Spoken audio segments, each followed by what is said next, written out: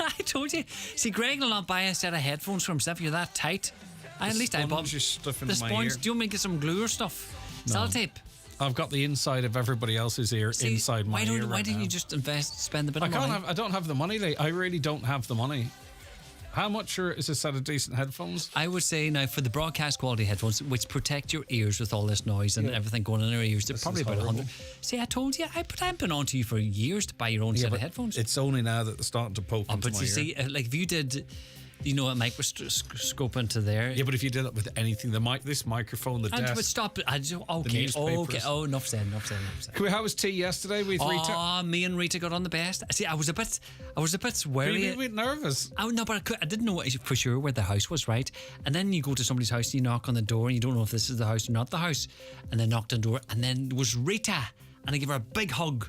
And then we went in and says, I just got some kind of wheat queen cakes, Do you bring them or Rita had them for you? No, I had to buy my dad a birthday card, so I says I'll get some buns for Rita as well. And Rita was offering me scones and she makes all this bacon stuff and stuff. I said, no bother, because you don't want to put anybody out. But then Margaret, the daughter, came around and we had a cup of tea and it was great in chat. And I'd had a Rita's scone with a load of butter and just a she's renowned for scones and drop of jam on it. That'd be nice, Did she not offer to bring any in? Excuse me? Well, I'm just saying. What do you want? A scone? No, you want a scone? Oh, this is your appeal now. Rita's scones. You wait and see now, but by 10 scones. o'clock you'll have 3 scones in front of you. No, it doesn't work like that for Does me. not? No. Oh, you're not that popular. David James mentions a pizza. He gets and next thing there's deliveries. boxes of, yeah, exactly. What can I mention at 5 o'clock in the morning to get? Weetabix? Weetabix? No, thank you. Old Bran? No. Back massage? No, sounds good. I'll take that. Yes, please. Right, good luck. All right, good luck to you. And Lee could be dropping into a house near you on his way home, so make sure your door's locked.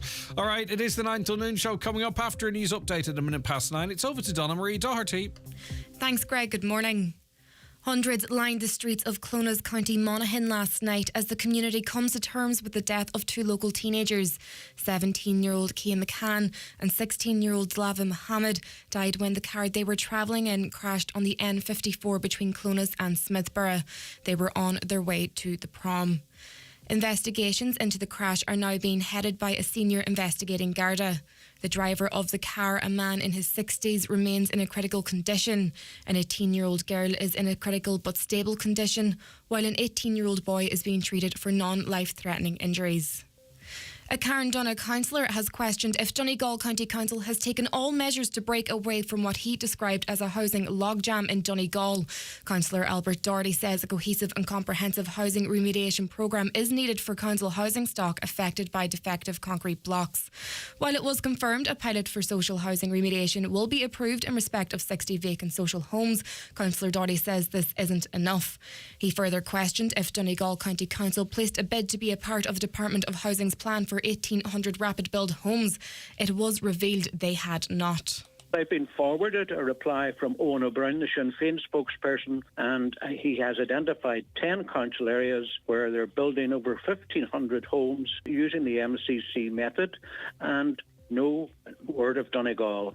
That's not good enough, and I'll be pursuing that matter at all times with the council. Every available angle created by government should be pursued by Donegal County Council to ensure that we can deliver ample housing, sufficient housing, much needed housing for our Donegal people. A crude pipe bomb type device has exploded in a residential area of East Belfast. Police say it was planted next to a household bin in an alleyway in the Hindford Street area. Families were evacuated last night after a loud bang was heard. No one was injured, but police say the device had the potential to kill. Looking now to the weather forecast, rather cloudy and wet start with outbreaks of rain, heavy and persistent for a time this morning. The rain will gradually clear to a mix of cloudy periods and isolated showers. Highest temperatures of 15 to 17 degrees. That's all for now. The next news update will be at 10 o'clock. Until then, good morning.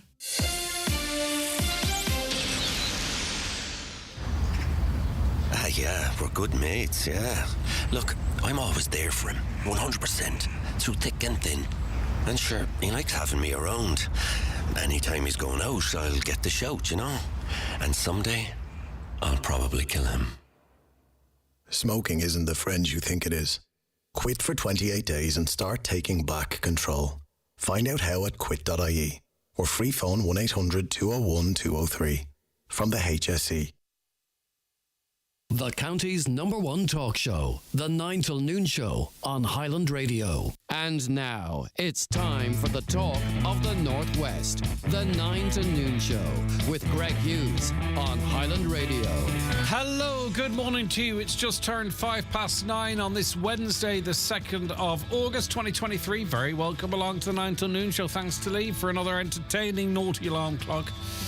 Hopefully we'll keep you on board here now for the next 3 hours. We've got loads to keep you informed and entertained, and we want you involved in the show as well as always. And thank you to so many of you who text in and call in every single day. It's really appreciated and is a vital part of the programme, as you know yourself, because we dedicate so much time to airing your views.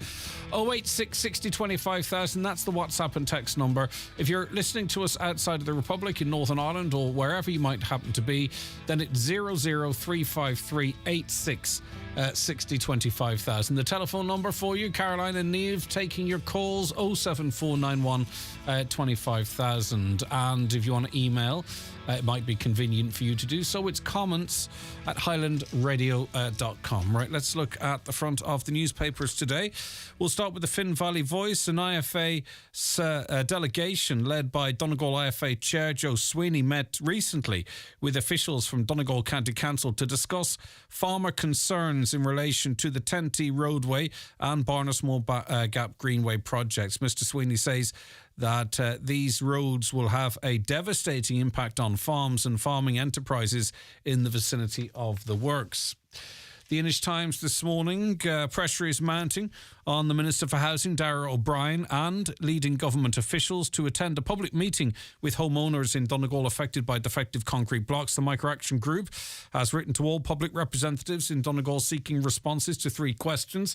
This follows a MAG information evening on July 24th in Burt, after which a letter was sent to Minister O'Brien requesting he attend a public meeting. Thousands of homes and other buildings in Donegal are blighted by defective concrete blocks. A recently received defective concrete block scheme was approved, but concerned homeowners remain worried about its implementation. The most important thing is that homeowners get to meet the minister. Secondary to that, it would have been great if he was available to speak to the local radio station, so to speak. It's an open invitation for him to join us and answer the questions that people might have. But we're being told he's unavailable weeks at a time now. So we've been told he's not available this week. And as you would know, we have limited access, unfortunately, on this issue, and seemingly only in this part of the world, to be able to ask important questions on a multi-billion euro scheme. The Donegal Post this morning, the Donegal Town cinema saga has taken a new twist, and it could potentially lead to a positive outcome, though I really wouldn't hold your breath, but I understand the motivation for the article. A prominent for sale sign has been placed in Drumlonagher announcing the sale of a 1.8-acre site with full planning permission for a cinema.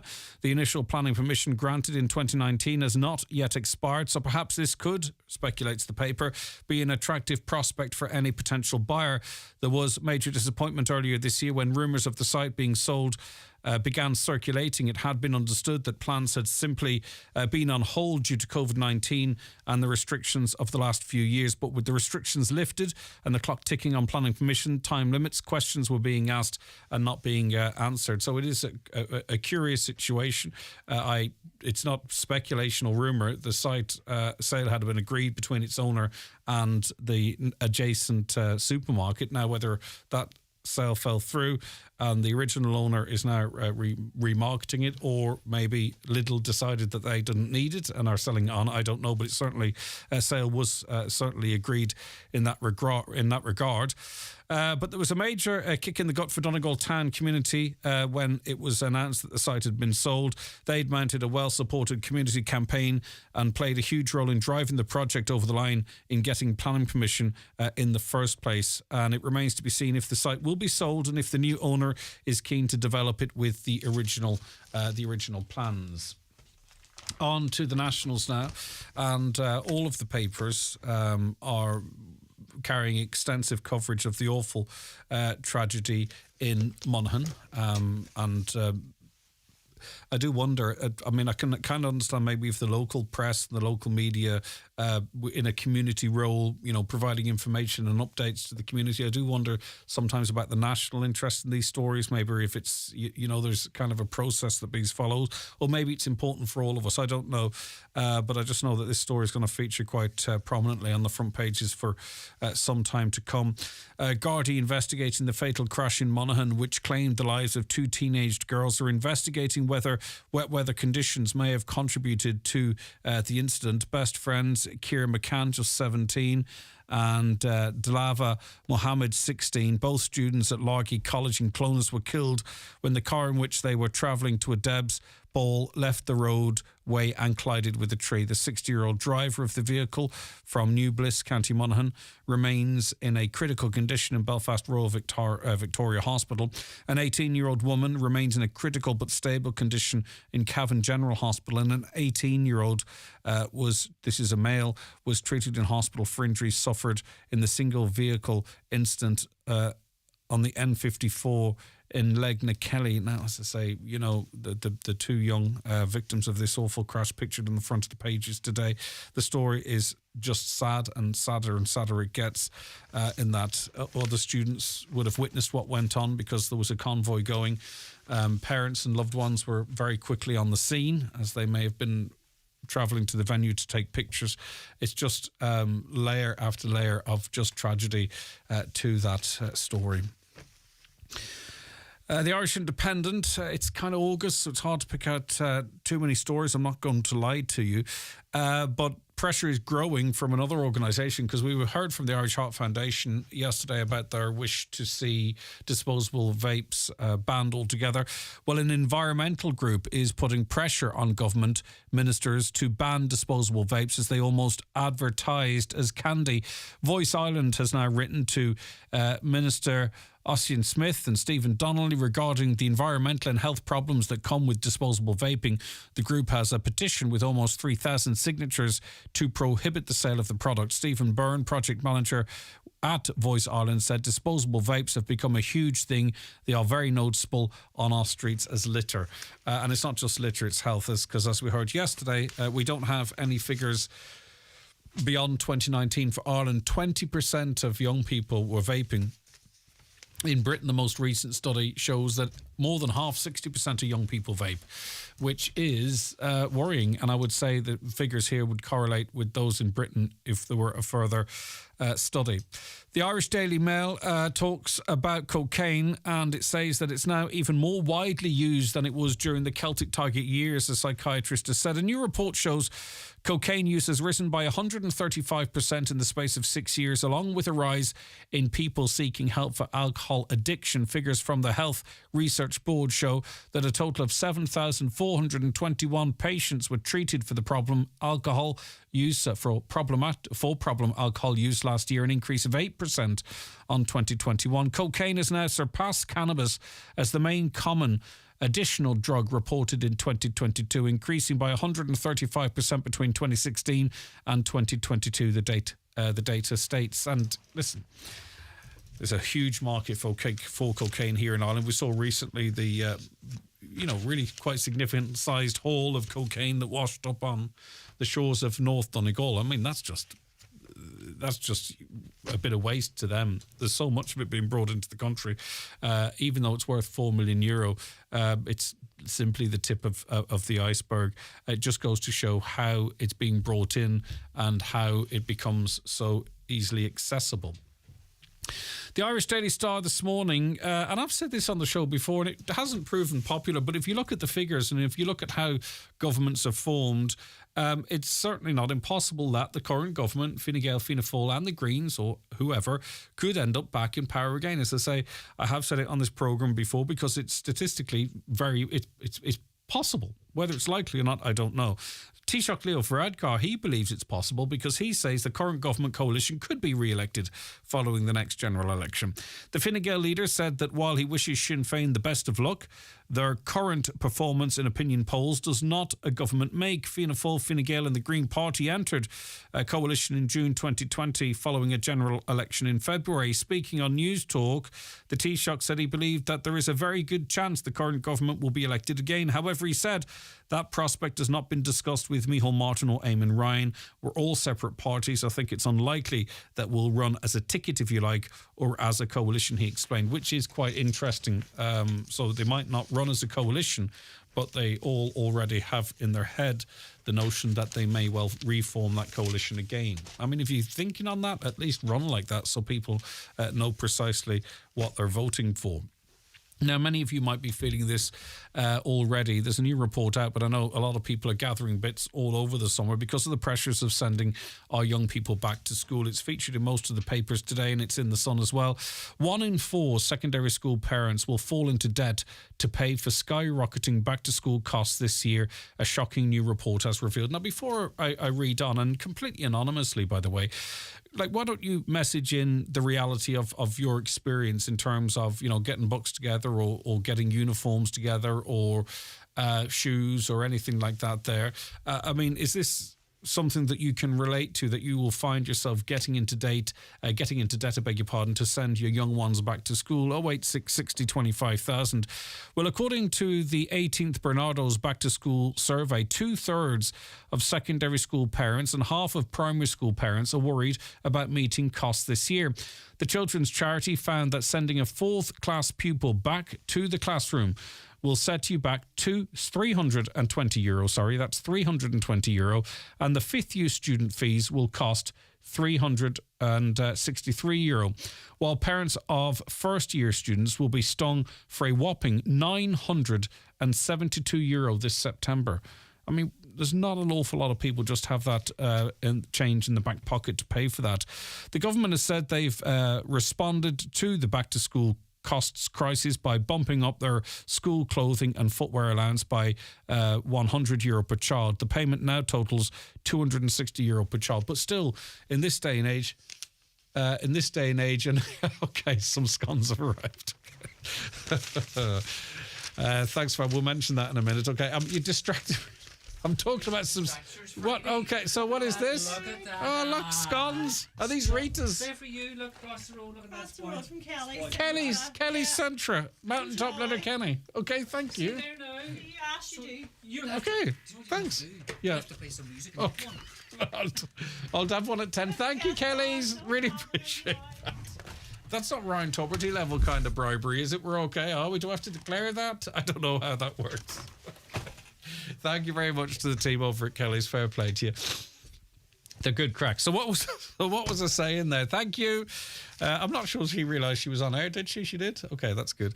Yeah, so what I was going to get back to the back to school allowance, not the back to school costs, is that, especially in a cost of living crisis, is it still the situation, because I'm a little bit out of touch now for the time being, is it still the case that you have to get uniforms from specific places at a specific cost? Like, I saw some great, some of the big supermarkets advertising some great prices in terms of, you know, affordable jumpers, shirts, trousers and skirts. But is it still the case now in 2023 in a cost of living crisis that you have to specifically get a uniform from a certain place? Is it still the case that you have to get crested PE outfits? Is that still the way it is now? Do you still have to pay for all of your books? These are some questions I know the answers to and some I don't. I mean, what is the story there? 086 60 25,000. Like, help us and each other to understand the difficulties many people are facing in relation to this cost of living crisis and this unavoidable expense of sending our children back to school. And finally, what do you make of the situation with the Irish ladies team? Obviously, there's a bit of tension there between the manager and members of the team. That became apparent throughout the course of the World Cup. But at the same time, this is a coach that has delivered history along with the players in getting us to our first World Cup, getting our first goal, getting our first point. Whether or not she gets on with the team, she is going to go down in the history books as the coach that helped along with the team to deliver that. Now, a lot of people would like us all to pretend that there's no issues between her and the players and that they can come home and everything's rosy in the garden and we can say, how are you all getting on? You did fantastic. And, and we will do that. But we do have to discuss, don't we, as well, if there are issues, because we've followed the team, we're emotionally invested in them.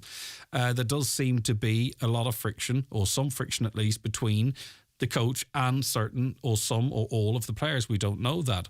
There are some question marks over the manager from previous roles that she had. There is speculation as to whether or not she will lead us into the next competition. The first game takes place in September, so things are moving along very quickly. Many of the players were asked what their views were on Pau remaining as coach or being given an updated contract. Not one of them, as far as I could hear, and maybe I missed it, but I don't believe I did, not one of them said what you would often hear is, we love this coach should be signed up or extend the contract, or this should have been sorted before the competition, or whatever. There's a stock answer to avoid that answer. But anyway, reading on, Ireland's World Cup players' homecoming parade tomorrow could be overshadowed by a simmering row between the team's manager and captain. Look, it's not going to be overshadowed by it. The two things, I mean, they have the homecoming. It's not overshadowed by any rows. But observers of the camp have revealed tension spiked between skipper Katie McCabe and coach Vera Pau in the match against Nigeria on Monday, when the girls in green secured their first point at the finals. Arsenal star Katie called for a substitution in the second half, but Dutch boss Pau blasted, "Katie is not the coach." Now, was Katie right to call out the manager in such a public fashion? Lots of you out there involved in sports, have been involved in team sports. I have myself. You don't. You certainly don't publicly do that, or do you? I don't know. So what's your views? Are you backing the team, or at least members of the team, the captain? Do you back Vera Pau? Do you think it's something we should be talking about? Is it a storm in a teacup or something bigger than that? Let us know what you think on any of those issues we've been talking about so far this morning. 086 60 25,000, 086 60 25,000. That's the WhatsApp and text number, or give us a call on 074 91 25,000. I'm going to see if I can eat a scone in a minute and 56 seconds. Wait till you CFC the summer sale at CFC Interiors. Unbelievable offers right across 3 massive locations. Get up to 50% off interiors, sofas, beds, flooring and giftware. And amazing offers on garden furniture and Weber barbecues. CFC Interiors, Cookstown, Campsie and Abbey Centre. Sale must end this Saturday. At Hickey, Clark and Langan Insurance Brokers, they compare quotes from all the leading insurers, so you get a great price. Home, motor and van, farm, holiday home, travel and liability insurance, they quote them all. So if the worst happens, you're covered. For a competitive insurance quote today, call Hickey, Clark and Langan on 9126688 or pop into their office at Ballymacool, Letterkenny. Hickey, Clark and Langan General Insurances Limited, trading as Hickey, Clark and Langan, is regulated by the Central Bank of Ireland.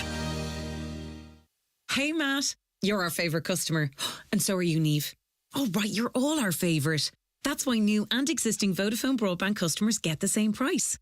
You can now pay just €40 a month and your bill won't double at the end of your contract. So everyone gets a fair price. Find out more at vodafone.ie/broadband. Vodafone. Together we can. Subject to signing up to Vodafone Home 500 megabit fibre broadband, 12-month minimum contract. Price subject to annual price adjustment of CPI plus 3% each April. For terms, see vodafone.ie/terms. Hi, Paddy here at Shane Conley Cars in Donegal Town. Are you looking to upgrade your car? With Shane Conley Cars, you'll find makes and models for every budget. Great finance options, and we also accept trade-ins. Check out ShaneConleyCars.com or call in to us at Shane Conley Cars from Lonaher Road, Donegal Town. Highland Radio time checks with Expressway. Travel Route 32 from Letterkenny to Dublin when you book online and travel for less. Expressway, bringing you the time at... OK, the time is 9:23. Young adults who have experienced sexual violence are more likely to tell a friend than a family member. New statistics show 2/3 of people aged 18 to 24 who have disclosed an experience of sexual violence as an adult have spoken to a friend first, compared with 13% who told a relative first. This is according to new figures from the Central Statistics Office. But 12% of adults who experienced sexual violence as a child and disclosed to someone disclosed to the police. Oh, I don't know why in this survey they're being referred to as police, but the Gardaí. But that's besides the point. OK, we're joined on the programme by Marina Porter, who's manager of the Donegal Sexual Abuse and Rape Crisis Centre. Thanks for joining us this morning, Marina. How are you keeping? I'm good, Greg. Thank you. Okay. Is there anything in this survey that, anytime we sort of get to see the reality of people's experience through these statistics, it all jumps out. But what particularly of note was for you maybe an area that we need to sort of, take particular note of and start working on? I think as a society, we really need to stop victim blaming. And when someone discloses to us, to know that we're actually in a position of huge privilege, that we're being trusted. Because as you can see in the survey, it can take weeks, months, years for someone to actually share what has happened. And it's about that initial response from the initial person that someone tells that will really dictate if they're going to go forward, seek help, how they're actually going to deal with it. So it's really about reassuring the person, because a lot of people say they don't know what to say to someone. So it's really about reassuring them that you're there with them, that you can help them with whatever they want to do, and reassure them that you don't need to know the details, that it wasn't their fault, because there's a lot of shame, blame, and guilt, self-guilt. And if people are met with questions, especially you can see that a lot of young people tell their peers because they might have been out, they might have been drink involved or something like that. So then if they're met with, well, why were you drinking? Why did you go to that party? Why did you do this? Why did you do that? They're already asking themselves that, and they're blaming themselves. So they don't need to hear that. Yeah, from whoever they decide to tell. For sure. Over a third of women who did not disclose any experience of sexual violence as an adult did so because they felt ashamed and embarrassed. Now, they actually hadn't engaged and weren't made feel like that. That was their belief that they would be made feel like that. So that's a perception of what they believe society's attitude to the victim of a crime is, which I think is, and I'll tell you what even what I find upsetting about that further to that is there's another set of statistics. 83% of adults who experienced sexual violence as a child who used a support service found that helpful. So that's almost 9 out of 10, or just over 8 out of 10. And that's something that 36% are missing out on, which is really sad. It is very sad. It's very sad. And I think it's something that we all have to look at as members of our society. What's portrayed in media, reporting, even just general comments. When cases are brought to light. I know you had a very courageous young lady talking to you last week who disclosed and went public. And not everyone has to do that, but it certainly paves the way for more people to be able to speak up and see that there is support, there is light at the end of the tunnel. But not in relation to that particular interview, but I have seen women particularly who've spoken out of late, and particularly on social media. There's a lot of people that say, well, it couldn't have been that bad if you're prepared to speak out, or if you're okay, or exactly. And it's not. I don't think it's necessarily going to be in programs like this where people are given a space and respect, and the comments are overwhelmingly respectful. But there's certainly in the social media space, and a lot of it's anonymous. There are people, I don't even know if it's what they believe, but they just love to take people down, or they get some thrill out of adding to someone's pain that's already there. I'd love to know who these people are and sort of be able to interview and question them and sort of, because they're anonymous, but there's a lot of them. There's clearly a lot of them, because you see a lot of this commentary on social media. Sadly, there is. And it's very easy to put nasty comments online when you don't even have to reveal your identity. And when someone's coming forward about sexual violence, they're talking about the most difficult, most traumatic experience of their lives. They're laying themselves bare, and especially if they've gone through the legal process where they're questioned in huge detail about what happened. And what were you wearing? Sadly, we you would had have a drink, all that kind of stuff. Yeah, all that, your previous history, everything. Which I know there are things in process to make the legal process better. But it's so tough for people, and especially it can be the first time they've actually seen the perpetrator for years. Can I say something, And Marina? sadly, And it's not something it's not something I've heard said before, but this perception, I just wonder if we don't, are we in danger of amplifying the anonymous small cohort on social media? And it is they, small in number and anonymous, who are making people feel reluctant to come forward, when in reality, the overwhelming majority of people would be supportive, hopefully say the right thing, and be there for the person who discloses to them. I'm just concerned that we might be amplifying this very noisy, absolute minority, and it's just having an impact on people in the real world. You know what I mean? Do you get where I'm coming from? Yeah, I do. And I think a lot of times, I personally feel that a lot of times comments should be disabled on a lot of articles that are posted online. I know that people then, they're missing out on the positive encouragement that they're getting, but then they're also shielded from the negative comments. Because sadly, we would have a lot of clients here who may have suffered sexual violence as a younger person or as a child. They're coming to us now many years later, and comments from those dear to them quite often can be, it's nearly the attitude that you should be over it now. Yeah. Why are you bringing all this up now? Sure, you've been dealing with it for X amount of years or whatever. And this is something that stays with people. They need support to deal with this and to regain their power again and be able to move on with their lives and pursue their dreams like we all have, and not give the perpetrator or perpetrators that power over them. So it's a huge step coming forward, even for people to pick up the phone and call us here. It's massive. It can take weeks, months, years for somebody to make that call. And, we always tell them, you're going to be really tired now. They often haven't slept the night before thinking about making that call. So we just need to try and support people the best we can.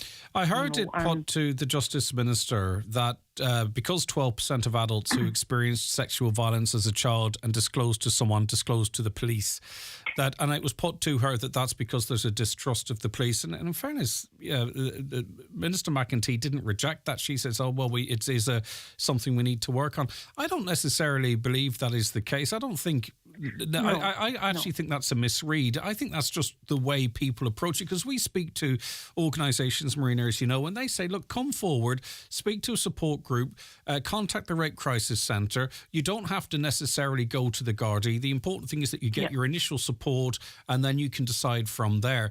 So, I thought it was a misread of that 12% to suggest it's because people have a distrust of the Gardaí, and I was surprised the Minister didn't back the Gardaí up in that regard. I think so, because we have excellent guards all around the county here, and we have the Special Protective Services Unit here based in Letterkenny, and they are the most kind, caring, supportive group of guards and detectives. All the feedback from our clients are, highly, highly positive, and we're so lucky that we have so many great guards interspersed throughout the county. And, they'll often call me if they're worried about someone they're working with. They'll check in with people on their days off. So I really think that's very unfair to not have refuted that. Okay. And it doesn't really do much then for somebody who might be a bit cautious about going down the legal route. And it doesn't do much for the morale of those that sacrifice so much, as you say, to try and... Because we have improved. Listen, there's always room for improvement, but I think certainly... Listen, I mean, the bottom line, Marina, is that people should come forward. That if they choose to, the likes of the Rape Crisis Centre, they will believe they will be supported. And as we said, 83% of victims of sexual violence as a child found the reaching out experience helpful. They found engaging with whatever support service they did to be helpful. And then we, as a society, there's a great little, I can't remember the name of it now, but there's a great program whereby it's you go through a series of questions, and it relates to how you deal with someone if they come to you with a mental health issue, or to spot the signs of mental health crisis, or things that you could do or look out for. It would be interesting to see one of those developed that you could run through if someone approached you to say, that they had been abused, or they tried to open the door for that conversation, so that we know the right thing to say. Because like if you went to say to Greg, we actually have disclosure training. We're members of the Rape Crisis Network. Yeah, but for the general society, of course you would. Yeah, of course. And just if we could get more funding to be able to deliver it. Now, we're hoping to roll out some now in August for different organisations working with anyone affected. But I think for general society, and I'm busy looking for money now to fund this, because I think everybody needs to know. Yeah, I think it'd be really... Everybody. Yeah. It's not rocket science, but it's just the basics. And people, I was even talking to a lovely lady yesterday, and she disclosed to her friend, and her friend said, I don't know what to say. Yeah. And of course, they don't know what to say, because you're so upset on behalf of someone you really care about, and you just want to do the best for them. Because you don't want to sort of make it worse than the victim might feel it is. Exactly. You don't want to make out that it's not as bad as the victim might feel it is. You don't want to sort of start saying, well, if you say anything now, you're opening a can of worms. You need to know what the right thing is to say. And if I was faced with that, I might struggle as well. And I do a lot of interviews like this. I just think it'd be useful to have some sort of a series of questions that you could go through, and then you know what the correct thing to do is. But as you say, that's something that can be worked on with funding, Marina. Yeah, and I think as well, we have a new website which is still being updated at the moment, Greg. And I do want to put on like basic tips for disclosure, because we have little leaflets, pocket-sized leaflets, that we distribute that give a few bullet points about responding to a disclosure. Right, brilliant. So we need to get more of those and get them out just for people to have, And then I think as well, knowing where to pinpoint someone for support. Do they want to think about having counselling or therapy? Do they maybe need a medical checkup? Even if it's historical, they can still go to SATU and get all that done free, confidentially, any medication or anything they need. And then, if they want to consider reporting. And we're very lucky here that a lot of the great team will actually come and meet people who are thinking about reporting and talk the whole process through with someone before they even make a formal complaint. So, Marina, could you speak just for a moment then to the 36% of women who feel ashamed or embarrassed and haven't come forward? And they're afraid, maybe they're afraid that they're not ready to tell all the details, or maybe they're afraid that engaging with the Rape Crisis Centre means next thing you know, there's a guard standing in the room. Stuff that's generally not the case, because people have moved as they feel comfortable with. So firstly and foremostly, people should not, they're a victim of a crime. They should neither feel ashamed nor embarrassed. But what's your advice to them about maybe... A huge part of our work, Greg, is actually helping people believe and understand that the shame, the blame, all those negative emotions that weigh so heavily on people, they're not theirs. They don't belong to them. And it's about taking them and putting them squarely on the shoulders of whoever hurt them. And that takes time. That takes a lot of time. And as well, we have a parents group here, and a lot of the parents feel, such guilt as well that something happened to their beloved child on their We watch, received- or we something happened and they didn't find out for years later. Off the back of that interview, that's a huge part of our work. Off the back interview we did, we got quite a few people contacting us whilst the interview was ongoing, and afterwards, people that were racked with guilt because they didn't see what was going on, that the person didn't feel that they could come forward to them.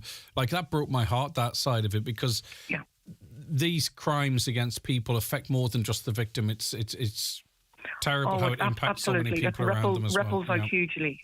So we do support parents, siblings, friends, partners, whatever, and I think another important thing really is you were talking about need to report. People can come here absolutely without needing to report to the guards. We're not going to quiz people on the details of the sexual violence itself. Now, if they want to discuss it, if they feel comfortable at any stage, of course they can, but we're more about helping people where they are and providing them with coping techniques for, say, anxiety, insomnia, all that stuff, and just helping people get their power back.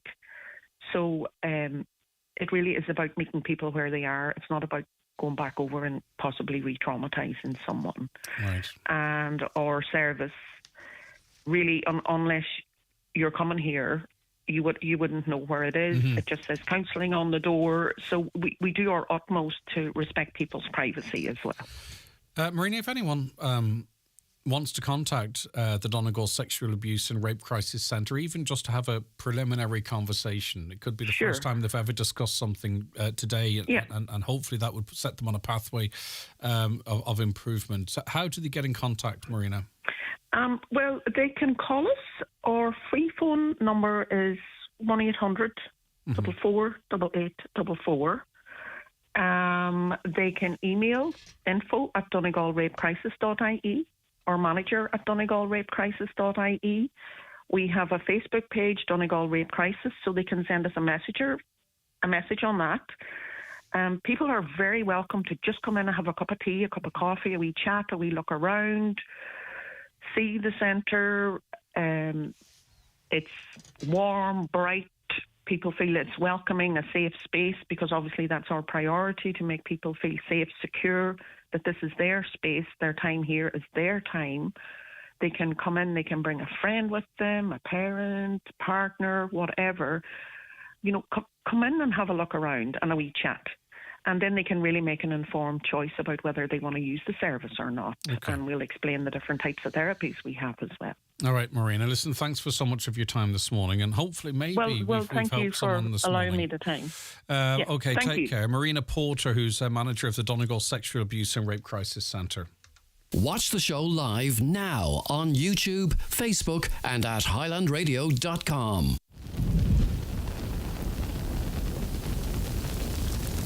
In as little as 3 minutes, you could die from smoke inhalation.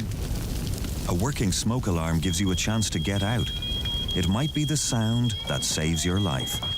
Test your smoke alarms regularly, remove obvious dangers, and have an escape route planned.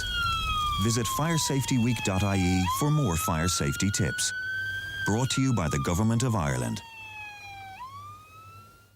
McElhinney's summer sale has just gotten bigger and better. Don't miss out on amazing offers with up to 50% now off fashion, kids, home, jewellery and cosmetics. Shop our summer sale in-store at McElhinney's Department Store Ballybuffet or online at mcilhenneys.com.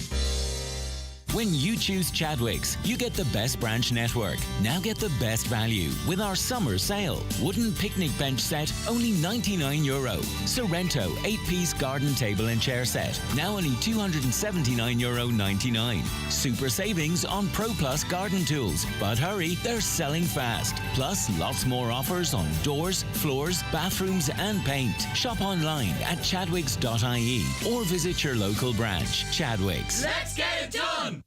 With the largest selection of pre-owned vehicles in the Northwest, check out imotors.ie. We have it all. Starter cars, family cars, and even a bit of luxury, all available to drive away. All cars come serviced and with warranty. Check out imotors.ie. Okay, you're very welcome back to the programme. Keep your comments coming in. Very busy this morning. There's a kind of a theme to our question as it relates to the back to school, and a lot of working families clearly from these messages, and as I say, I'll read them before the top of the hour, feel that they're being left behind, that they are struggling, but there are no supports for them. Right, okay. Liam O'Dwyer is International and Migration Advisor with the Irish Red Cross, and he's back on the show with us. Great to see you. Thanks for joining us, Liam. Great. Thank you again, Greg, for inviting me. Right, now, we had really quite devastating floods in East Donegal, not the last weekend, but the weekend before. It was particularly the east of the county affected, and we saw people's homes being pretty much destroyed on the ground floor level, at least, and serious impact on businesses and other organisations as well. So a scheme has been announced now, and you're going to sort of let us know what's available and who and how people can access it. Sure, yeah. No, the flooding was very serious, actually, in East Donegal, particularly in Raphoe. So the government, what they do is they announce a scheme and we manage the scheme for them.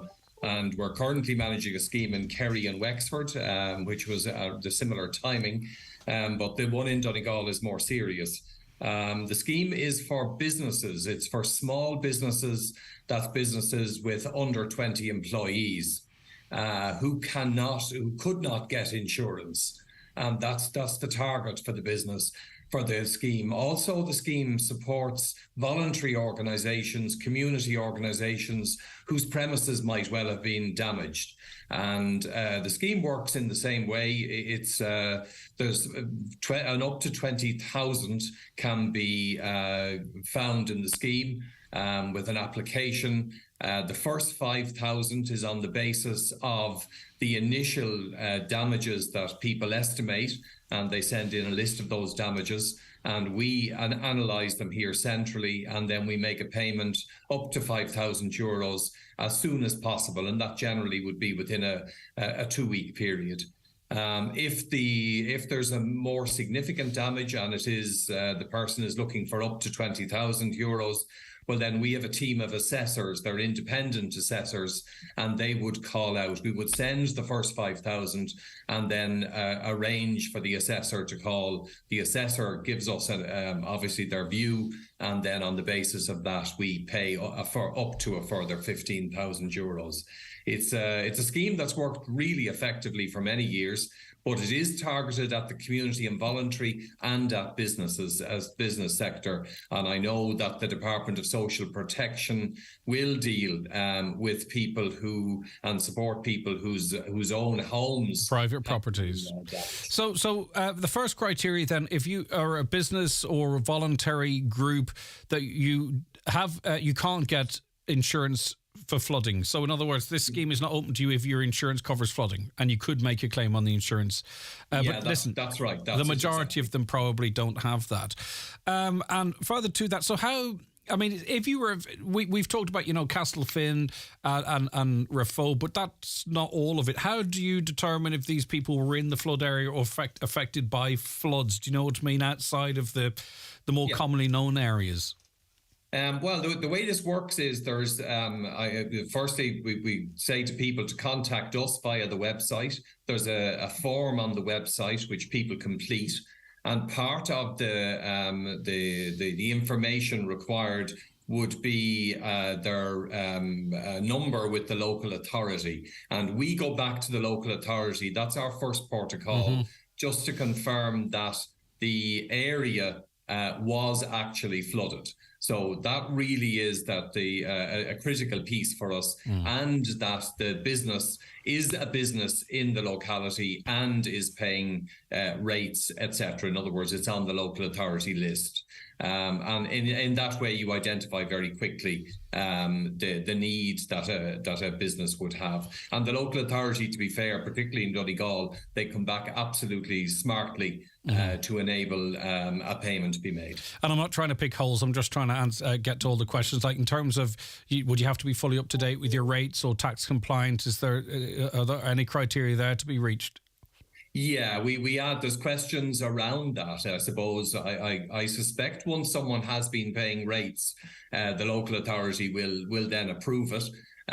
Equally, then I suppose we ask for a tax clearance notification, and that's straightforward enough. That becomes more important if it's a landlord, because we have to show then that a person is actually in the system at the time they were flooded, and that's the critical piece. Now, obviously, certain businesses would have moved heaven and earth in the 2 or 3 days afterwards to get their business opened again, be it a hairdresser's or a butcher's or whatever it might be. Can they sort of, even if the work has been carried out or money spent, can they still apply to sort of cover those costs? Yes, they can. And what we would advise people is take pictures. Take the pictures and send us the pictures, because people want to get their businesses back up straight away. So the idea is immediately take a picture of the damage that has been inflicted on your premises, or the loss of stock, etc. All of that can be looked at, and the scheme is not focused on giving people back income that they would have lost. The scheme is focused on bringing the premises back to where it was and the stock back to where the stock was prior to the loss. Yeah, okay. And as you say, there are other support mechanisms there through the Department of Social Welfare that deals with private properties, yes, people's homes. This is a specific scheme for businesses and voluntary organisations. It's a government scheme administered by the Red Cross, because of your experience and the people on the ground. This is not a Red Cross thing saying we're not doing homes. Yous are administering, yeah, exactly. Yous are administering a government scheme specific to these sectors. Okay, all right. Hopefully that benefits as many people as has been impacted by this in business and the voluntary sector as well. Thank you very much. Unless there's anything I have missed that you think's important, Liam, I'll bid you adieu. As usual, Greg, you're thorough, to be fair.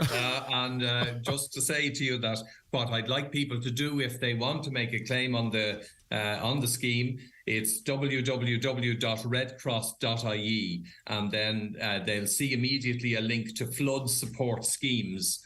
And just to go down there, the ones that pop up straight away, I noticed myself, would be the Kerry and Wexford. But if you scroll down within a couple of seconds, you'll hit the Donegal application form. So send that form in. The closing date is Friday, the 1st of September. So we must have an application in then. Other than that, people can also ring the office here and get a bit of advice. And they can ask for a lady called Rachel Dunn, who manages the scheme for us. And document everything, even if you've got work ongoing, take pics, or if you have taken pics, retain them, of course, because that's good if it's required. All right, Liam, thanks very much for your time. Liam O'Dwyer, International and Migration Advisor with the Irish Red Cross.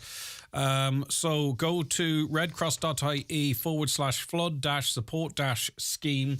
Hopefully, as I say, we spoke to a few of the businesses affected by that. Hopefully that will give them some assistance. There's 5,000 initially, and you can claim up to €20,000 through that scheme. The main criteria being, though, that you couldn't get flood cover. So if you have insurance and you could claim for flood damage, I think that excludes you from that scheme as well, and you need to be a ratepayer, it seems, as well there. Okay. 086 60 25,000 if you have any feedback on that. Get ahead of back to school this year at Dunnes Stores. From prepping for their very first day to refreshing their uniform, now's the perfect time to shop schoolwear for the adventures ahead. Pick up a 3-pack of playproof polos from just €5 and knitted school jumpers from just €3.75. Stock up on essentials like Easy Care joggers from just €5 and sweatshirts from €3.75. Back to school at Dunnes Stores for little ones with big schedules. Shop in-store and online now. Terms and conditions apply. Do you suffer from high cholesterol, menopause symptoms, digestive issues, anxiety, aches and pains, or a lack of energy?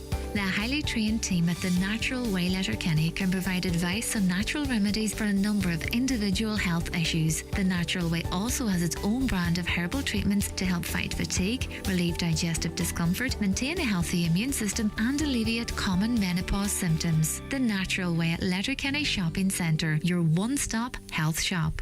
Hi, Hi, it's Claire here from Claire Clothing. Our summer sale has started. I have loads of discounts off dresses, tops, trousers, all of the summer stock. So we'll see you at our summer sale in Claire Clothing, Main Street, Letterkenny. Because that's when we flash the cash to get you in the mood for the big bucks. It's all coming soon, only on Highland Radio.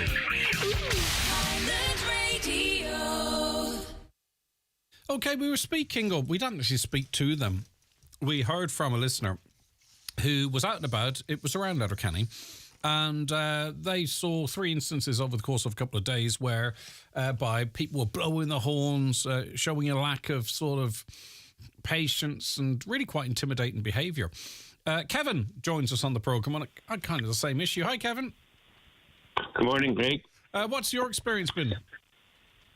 Well, the new traffic lights at McGinley Motors, I was coming over there with my sister on, taking her to the Scallies, the doctors.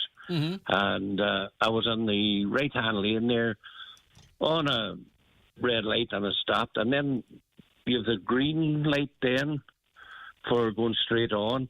But there's also another light that turns green for turning right. Yeah. So I stopped, and whether it was right or wrong, I stopped. But I was waiting for the green light to go right, turn up to the right, and there was a wee white van behind me, and he blew the horn. He was kind of irate looking when I was looking in the mirror, but he reversed back and drove out round me. But while he was doing that manoeuvre, I got the green light to turn right, so I took off, but he cut me off. So I blew the horn at him after him blowing his horn at me. I thought, God, man, you could have caused an accident. So going on up towards Scallies, tailback of traffic, all stopped. He got out of the van and he started to chastise me about as a filter lane. And then he got very cheeky and saying, how long have you been driving? Referring to me age kind of thing, you know. Oh, right, okay. Red mist descended on Kevin. And I said, I've been driving that long, I've probably done more miles in reverse than you've ever going forward, son. Right. So the traffic started to move, and I dropped my sister, took her in, and she went up to the doctors. I was sitting waiting on her. He had followed me around and parked up. My sister came out. Now, you can imagine how long it takes for a consultation on the doctors. Yeah. And sister came out, she got into the car, we took off. He followed us up to the traffic lights at the old courthouse. So I thought, now this guy's going to tail me right up to the house. So we were going up, and he was right behind me all the way up, and I turned left up by the guard barracks, and he disappeared. So when I got into the house, I thought, what did I do right, or was I right in what I was doing at this right-hand light? So I rang the guards barracks, explained the thing to the guard, and the guard said I was doing, yes, I done right. Now, whether I was right or wrong, I don't know, but I was doing what I thought was right, you know. Mm-hmm. But it was very intimidating now, I have to say. And that kind of stuff wouldn't have bothered me 20 years ago, but it bothers me now, you know, when you're collecting out a pension kind of thing, you know. But his wee white van was a Cork registration, and it was a wee red-headed Scotsman. Okay. And his early 40s, and, you know, if he's listening, good luck to you, lad, but what he done was totally wrong. I had a dash cam. You know, he could have caused an accident. Mm. But it bothered you, though, obviously. It's bothered you. Oh, it's bothered me because of the fact that he followed me. Mm. That he waited until my sister went in and had her consultation and doctor's surgery, and then if I had drove home, he would have followed me to the house. Yeah. But the fact that I drove up New Line Road towards the guards barracks scared him off. He went straight on up. Right, you know, well, to have sat that length of time, you know, to have sat the length of time that he sat to wait for me to move off again, you know, from being parked down at Scallies. Yeah. it's kind of a wee bit different. That's the mentality of people out there at a set of traffic lights. Mm. You know, now, as I say, whether I was right or wrong, I thought I was right, you know. But if I was wrong, I still didn't deserve what he dished out to me. No, I get that. You know, some of it I can't repeat on the radio, like, you know. Yes, yeah, please don't. Okay, well, listen, No. I'm sorry you went through that, but thanks for, I mean, again, it doesn't make sense, but we appreciate you sharing the story with us. What you're saying makes sense, the person's behaviour doesn't, but thanks so much, Kevin, for sharing that story with us. We'll be back with more after the news and obituary notices. Get Ireland's best broadband with Virgin Media and enjoy speeds of up to 2 gig and 99.9% reliability. Hear that, Aoife? Huh? There's no better way to get lost in that Scandi crime scene. I have no idea what's going on here. You should really put on the subtitles. Fair point. Whatever way you play, switch today at virginmedia.ie. Virgin Media. It's playtime. Terms and conditions apply, subject to location and availability. Ireland's best broadband awarded by Umlaut. See virginmedia.ie/proof. Do you need a little extra help staying in your home? At Bluebird Care, we offer a wide variety of QMark approved personalised home care services across Donegal. And our fully trained and committed staff will always meet your care needs with kindness, compassion and dignity. To get your personal home care assessment plan, visit bluebirdcare.ie or call our care team today on 07491 29562 and bring care home. Have you heard about Charlie's chips? They're made from potatoes that are carefully selected, then peeled, cut, and like everything else at Charlie's in Letterkenny, cooked to order. That's why they taste so good. From 12 right through to 8 in the evening, Charlie's at Pierce Road, Letterkenny offer an extensive menu that includes a great selection of gluten-free options, all available to sit in or take away. The next time the hunger hits, pull into Charlie's. Because that's when we flash the cash to get you in the mood for the big bucks. It's all coming soon, only on Highland Radio. Highland Radio. Live, on air, online, and on the Highland Radio app. This is Highland Radio News. Good morning, it's Donna Marie Doherty with the news in full at 10 o'clock. Investigations are underway in Derry after what police have described as a brazen and reckless attack during which shots were fired at a house last night. 2 masked men were seen fleeing Roskeen Park after gunshots were heard in the area at around 10:40 p.m. Damage was caused to the front door and the inner door of a property. However, there are no reports of injuries. Police say they are working to establish a motive for the attack and are appealing for witnesses or anyone who has camera footage which could assist in investigations to contact them. Meanwhile, a security alert is ongoing in Dungiven, County Derry. Police remain in attendance on the Ballyquin Road. PSNI say there are no further updates at this time. The community in Clones in County Monaghan last night gathered to mourn the loss of 2 local teenagers. 17-year-old Kia McCann and 16-year-old Dalava Mohammed died when the car they were in crashed on their way to the Largy College school prom. 3 others, including an 18-year-old girl and boy, were injured in the crash to the Clones Smitherabh Road at around 6:45 on Monday evening. The driver, a man in his 60s, remains in critical condition in hospital.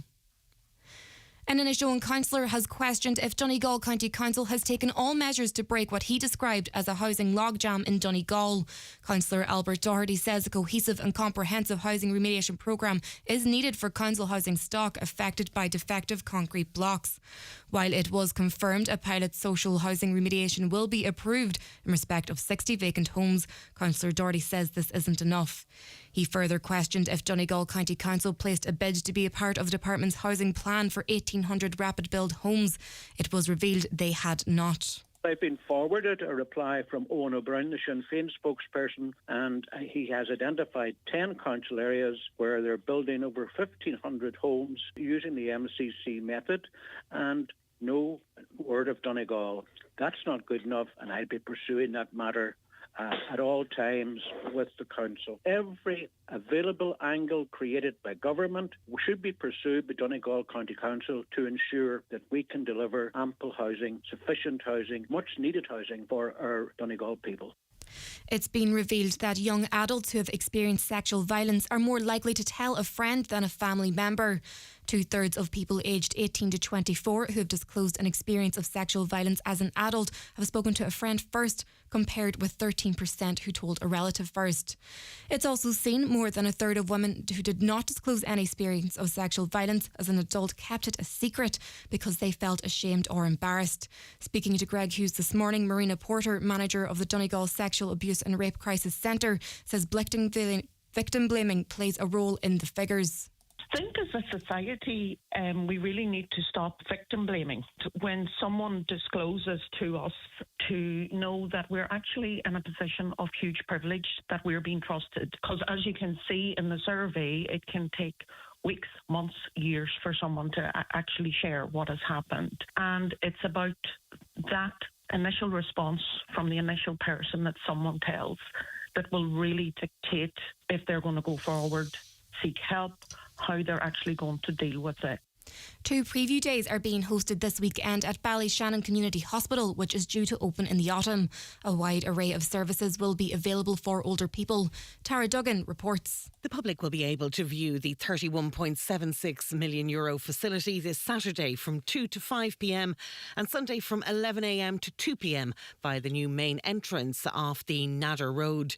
The hospital has 52 long-stay beds, 20 short-stay beds providing convalescence, rehabilitation, respite and palliative care beds, 8 dementia-specific assessment beds and a day hospital service.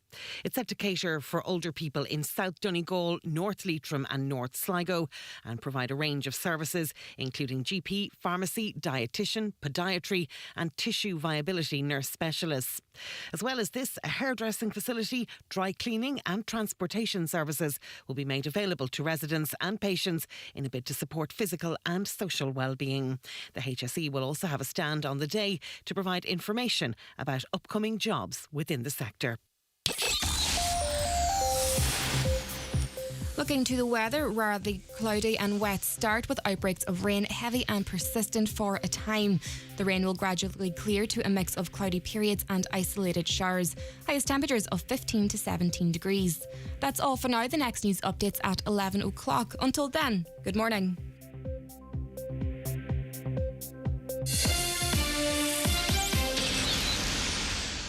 The obituary notice is for this Wednesday morning, August the 2nd. The death has taken place of John Hegarty, Mina Largan, Glenties and formerly Mina Wania, reposing at his daughter Eilish Gilday's residence, Stranaloch, Glenties. John's funeral will take place on Friday in St Connell's Church, Glenties, with Requiem Mass at 11 o'clock, followed by interment in the local cemetery.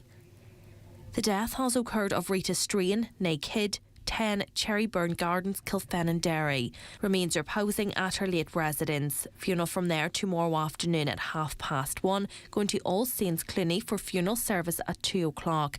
Interment immediately afterwards in Ballyowen Cemetery. Family time please from 11 p.m. to 11 a.m. Family flowers only please. Donations in lieu of desire to the Foyle Hospice, care of any family member or Murphy Funeral Directors. The death has occurred of Geraldine Harley, née Casey, 1 and Cullen Moff. Geraldine's remains are reposing at her late residence. Removal from there tomorrow morning at 10:30, going to the Sacred Heart Church Moff for 11 o'clock Requiem Mass with burial in the adjoining cemetery. Family time from 11 p.m. to 11 a.m. please. And the death has occurred of Hazel Mahan, née Doherty, Curramone Ballybuffet and formerly Raku Ballantrae. Remains reposing at the home of her daughter and son-in-law Paul and Alison Stewart, Largnalour, Ballybuffet. Funeral leaving from there tomorrow afternoon at 1:15 for service of Thanksgiving in Stranorlar Parish Church at 2 o'clock. Interment afterwards in the adjoining churchyard. Funeral service of Thanksgiving will be streamed live via the parish Facebook page. Donations in lieu of so desire to the Donegal Hospice and Stranorlar Parish Church Fund care of any family member. Family time from 10 o'clock tonight and before the funeral tomorrow. For more details, including any family health guidelines for wakes and funerals, please go to highlandradio.com.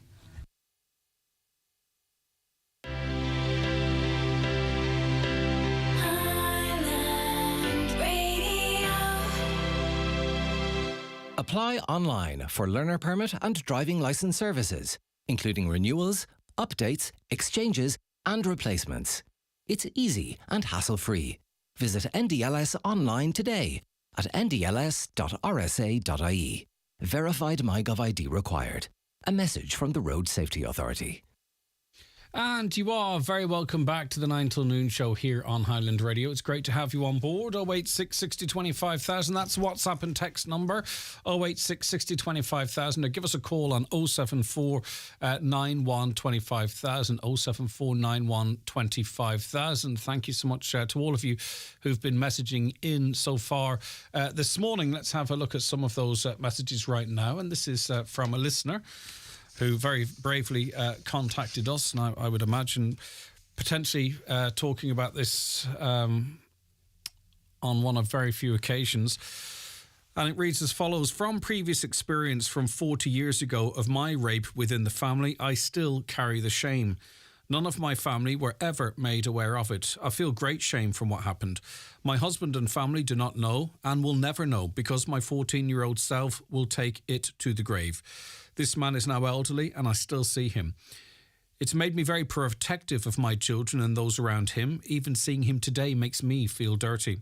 I know I'll never be able to say these words out loud. Under no circumstances will I ever tell because I can never see that pity look in the eyes of my children and husband. I just battle on with my mind and me. I think there's a lot of people in my position who would never tell. And of course that's something that you've had 4 decades to consider. And I do understand where you're coming from in terms of how the perception of you would change maybe from your children and your husband. But maybe there's someone, if you're interested, maybe there's someone else out there that's been in a similar position and wants to have a comment on that. I'm sorry that you are having to struggle with that on your own, if that's the right word. I don't want to sort of mischaracterize what you're going through, but maybe even just reaching out to us and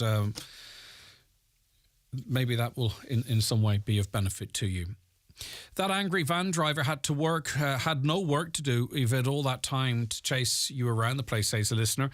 Another, people who have mental health breakdowns due to whatever reason are often in a place of terror. Unfortunately, the Gardaí do not receive training in working with extreme sensitivities or de-escalating of a situation like this, as far as I know. Obviously, there are individuals amongst An Garda Síochána who are better at this scenario than others, but the appropriate approach is not standardised. Now, I'm not sure if that is the case. I do know that would be... The Gardaí would get a lot of calls in relation to that type of issue.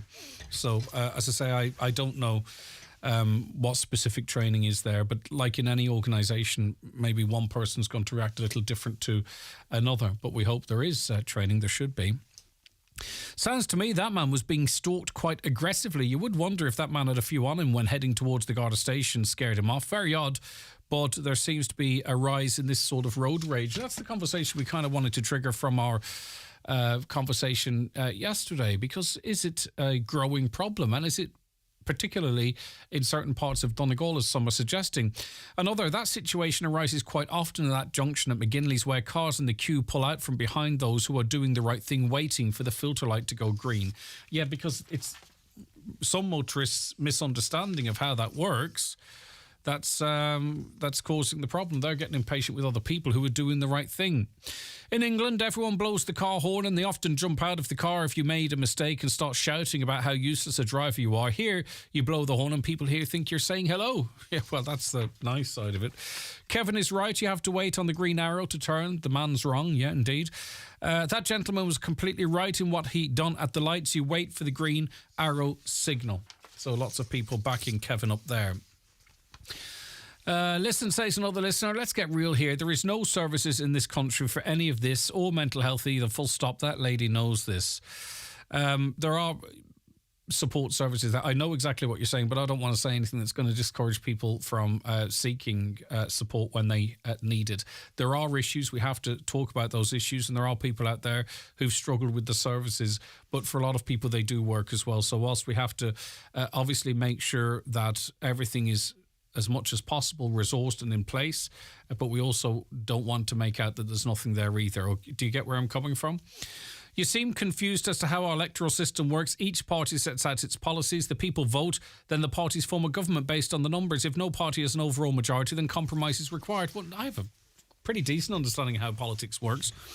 What you have a situation is, and you'll often hear the comment, well, we have a government, we didn't vote for this government. Yes, that is proportional representation.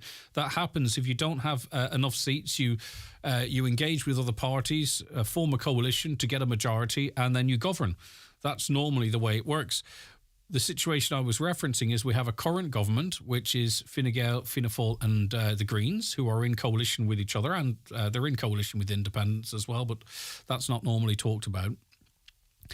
And Leo Varadkar, quite rightly, I think accurately, has pointed out that government may well be returned, that they could get the numbers to get back into government as a coalition. But what he said is that they wouldn't be running on that platform, that they would be running as three separate parties. So the question would be, are you going to go into a government with Fianna Fáil, or would you consider going into government with the Social Democrats? They will say, yes, all our options are open, blah, blah, blah, blah. But here we are a year out, and the leader of the government has said in reality that they may well form that government again, but it's not how they're going to run the election. Now, if you don't think do you not think it would be better to say, re-elect us? We have done this. We'll go back into government together, vote Fine Gael, and then your second preference, Fianna Fáil or Greens or whatever. But rather than that, he's saying, is they're going to run pretending the coalition never happened, but at the same time, they're all happy to do it again. I just think, just run on that platform. If you're confident that you could be re-elected as that coalition, then run. Say, look, if we are returned back and the numbers are there, we're going to do it again. A caller says, businesses getting taxpayers' money again. What about non-business people? Are they getting money for being flooded? Yes, apparently, and I wouldn't mind some details of that scheme. The Department of Social Protection is assisting people. If anyone out there has tried and failed or tried and been successful, again, in confidence, if you can get in touch with us to make sure that is actually happening, because I don't want to say something's happening if it's not happening. So if anyone has an insight in the Castlefin, Raphoe surrounding areas that they are being supported in that way, please let us know. Jive Time is back on the road this afternoon from 2:30. It sounds like it's going to be a great show, actually. It's Jive Time with David James, of course, live at the Marquee in Dunloe from 2:30 to 5 p.m. Live music and special guests. Honor are going to be on the show. The hottest property in music at the moment. Daniel O'Donnell is also going to be there. The Tumbling Paddies have been lined up for a chat. Ronan Collins, who plays tonight as well, he's also going to be on the Jive Time show. It's at the Marquee, which is located at McCafferty's Bar, Dunloe. You're invited to come along and enjoy the show. It's going to be a particularly good outside broadcast. There's no doubt about that, I think. And just before we take the bingo numbers, and I've got loads more of your comments, which I'll get through to, of course. A listener says, I've been asked to mention, our annual tractor run is on the 5th of August this year. This year, the run is in aid of the NCBI, the National Council for the Blind of Ireland, and Insight Inish Own. It'll be a great day for all the family with live music with the JCB man and DJ Ray spinning the tunes afterwards. Kids entertainment with Parky while the auction is taking place. Kids mini tractors, bikes run in the Marquee, bouncy castle raffles and chip van on site. Tractor registration will begin on Sunday at 9 a.m. with all leaving at Laurentic Bar, Linsford, Buncrana, at 10 a.m. sharp. Okay, that's going to be a great day out. And it's possible the weather is looking a little bit more favourable for the weekend. There's obviously Mary from Dunloe, there's the Downings Festival, that's on. There's loads of other things happening around the county and region. And just hopefully the weather plays ball this weekend for the bank holiday weekend. And there are indications that we might do okay, but we shall see. All right, we'll be back with more on the 9 till noon show after these. The county's #1 talk show, The 9 till noon show on Highland Radio. It's time for NCBI Bingo on Highland Radio. It's Wednesday, the 2nd of August. You're playing on the blue sheet. The reference number is S13. It's game number 31. The numbers are 63, 45, 58, 41, 23, 17, 60, 26, 33, and finally 59. Phone your claim to 9104833 before 8 tonight, leaving your name, contact number and the name of the shop where you purchased your book, and we'll call you back the next working day. Get all your NCBI bingo information at highlandradio.com. If you'd like to make a difference in children's early learning and care, why not join the team at Wonder Years? With an attractive pay scale, you'll enjoy a 4-day working week, have access to a pension scheme and a scholarship programme to upskill to degree level. Help give young children the best opportunity to become lifelong learners with a range of skill sets by joining the team at Wonder Years in Rossbracken, Manacunningham, and now also at Castle Shanahan, Letterkenny. Email your CV today to info@wonderyearselc.ie. New this week at Home Store and More. All 100% cotton children's duvet sets are all half price. But better hurry, because when all the half price 100% cotton children's duvet sets are gone, they're gone. Also, all garden furniture sets and all school bags are still all half price. But when all the half price garden furniture sets and school bags are gone, they're definitely gone. Drop by your local Home Store and More or visit us online at homestoreandmore.ie. New store now open in Frascati Centre, Dublin. Home Store and More. A happy home. Okay, 086 60 25,000. Thanks for keeping us so busy on that line today. Right, we are joined on the programme by Orla Toomey, who is Chief Executive of the Advertising Standards Authority for Ireland. Good morning to you, Orla. Thanks for joining us. Good morning, Greg. Right, now we are talking about the Advertising Standards Authority of Ireland trying to make or going to make influencer advertising more transparent for consumers. It's a murky, not murky space, that sort of suggests something, but we should know what's going on. Really, I think Absolutely, yeah. I mean, I think the requirement for advertising to be clearly disclosed as advertising, that rule has been in place for a long time now, for decades. And clearly on radio stations, you know, you go in and out of ad breaks, so everybody knows that when you're in the ad break, it's advertising, and then when you're back on the programme, it's editorial. The thing about influencer marketing is because it is content that mirrors content that they would be creating, just talking about something they're interested in, their own lives, be it, you know, if it's a beauty blogger or if it's someone who's interested in motor cars, and they talk about these things, well then they have an audience that is of interest to advertisers who will then seek to work with the influencers to create content. Now, when someone is given money or benefit in kind, a free product or a use of something, but they have an obligation to create content, either the type of content or they're specifically asked to say particular things, well, that's advertising, and it should be clearly disclosed as such. Yeah. And we have actually, I mean, we've been working in this area for some time now. We issue adjudications which are published to media and get covered by media very regularly. But we are now working with the Competition and Consumer Protection Commission to develop joint guidance to, I suppose, simplify the number of ways that advertising can be declared as such. There's lots of different, hashtags that are used at the moment. And perhaps our view is really if there was just a few that were very simple, very clear, then that would make it easier both for consumers, for the audiences, and also then for influencers. Like at this time, say, for instance, I wanted to bury that hashtag. Is that doable at the moment? So if I put 7 or 8 hashtags up and the hashtag ad was in the middle of it, I mean, you know, it would be easy to conceal. It might not be to the spirit of the law, but is it currently within the guidelines? Well, the requirement is that it should be immediately clear to consumers when something is an ad. But the point you make is a good point, because sometimes it does happen that the hashtag isn't the first thing that you see. It could be at the end of text, or sometimes what can happen is that when, say, if a photograph is being posted, before it's posted to the platform, it could be clear. You could see the hashtag ad on the photograph, but when it's published to the platform features might obscure it. So these are the kind of things that need to be borne in mind when designing the advertising. And so the guidance that we're developing with the CCPC will call out all of these areas, and I suppose just give it is an evolving area. I mean, I think since we've started looking at this over the last number of years, things have changed.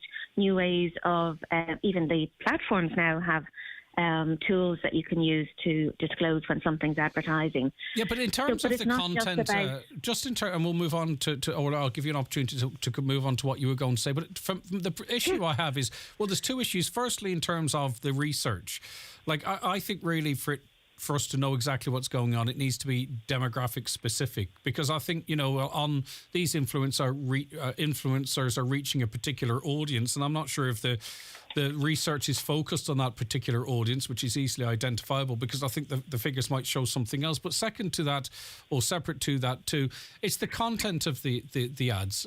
It's different sort of pointing at a car and saying, this car for all your driving needs. But when they start sort of applying a makeup or a cream or drinking a certain new drink or whatever, and they go, oh, yummy, I love this and this. And we've no evidence whether they've ever tasted it or used that before. They're simply using that trust they've built up with their followers to endorse a product. And the follower might naively believe that they're promoting this because they think it is good. Have you any power in relation to that? Because that's the area I have particular problem with, and that seems harder to control. Sure. Well, I suppose that, most of the complaints that we've got in this area are around disclosure, and we do get some complaints around product claims and whether or not there is substantiation for that. I think ultimately advertisers have the ultimate responsibility for the content that they cause to be created. And I know anecdotally, I've heard of people saying, well, some influencers, and I don't think this is the case for the vast majority, but some will, be promoting one product one week and a very similar product the next week. Ultimately, that is a failed business approach, because their followers will know that they're not being authentic about it. And for the influencers, their reputation, and this is what it comes down to, it's reputation and trust. If you're not honest with your followers, with your audience, they'll stop engaging with you because they won't know, they'll know you're not authentic. So it's about being authentic in what you do. And I think the ones that have longevity and, they know this, and so they will work with brands that they genuinely have liked before, or that they have come to like, and they will have an integrity there. Clearly, if there is if there's something misleading being said in the content, then that is something that we can look at, because the code does require that advertising shouldn't be misleading by inaccuracy, exaggeration, omission, ambiguity, or otherwise. So it is very, very broad. And there's also a requirement that claims in advertising should be capable of substantiation. Now, it would normally be on the advertiser to provide the substantiation for the claim. Influencer marketing is, there's two parties involved, which is not the same way when something is published on the radio, broadcast on the radio, or published in print. But the substantiation rules and the misleading rules go across all advertising. It doesn't matter what the medium is. Yeah, it'd be very interesting, and this is not really necessarily for you to comment on as such, Orla, but just and I'll ask you a question that you might be easier for you to comment on. I'm surprised not influencers, but advertisers don't really take a step back, especially in a market the size of Ireland, to say, really, what value are we getting for what we're doing here? Is it damaging our brand? Is it enhancing our brand? I think there's sort of an influencer bandwagon that agencies are chucking money at, and if I were an advertiser who was spending that money, I'd say, well, really, where's my bang for the buck here? How is this influencing? How is this sort of, improving our business? Because the statistics show that 63% of consumers are concerned by influencers who do not come across as authentic, which could be brand damaging.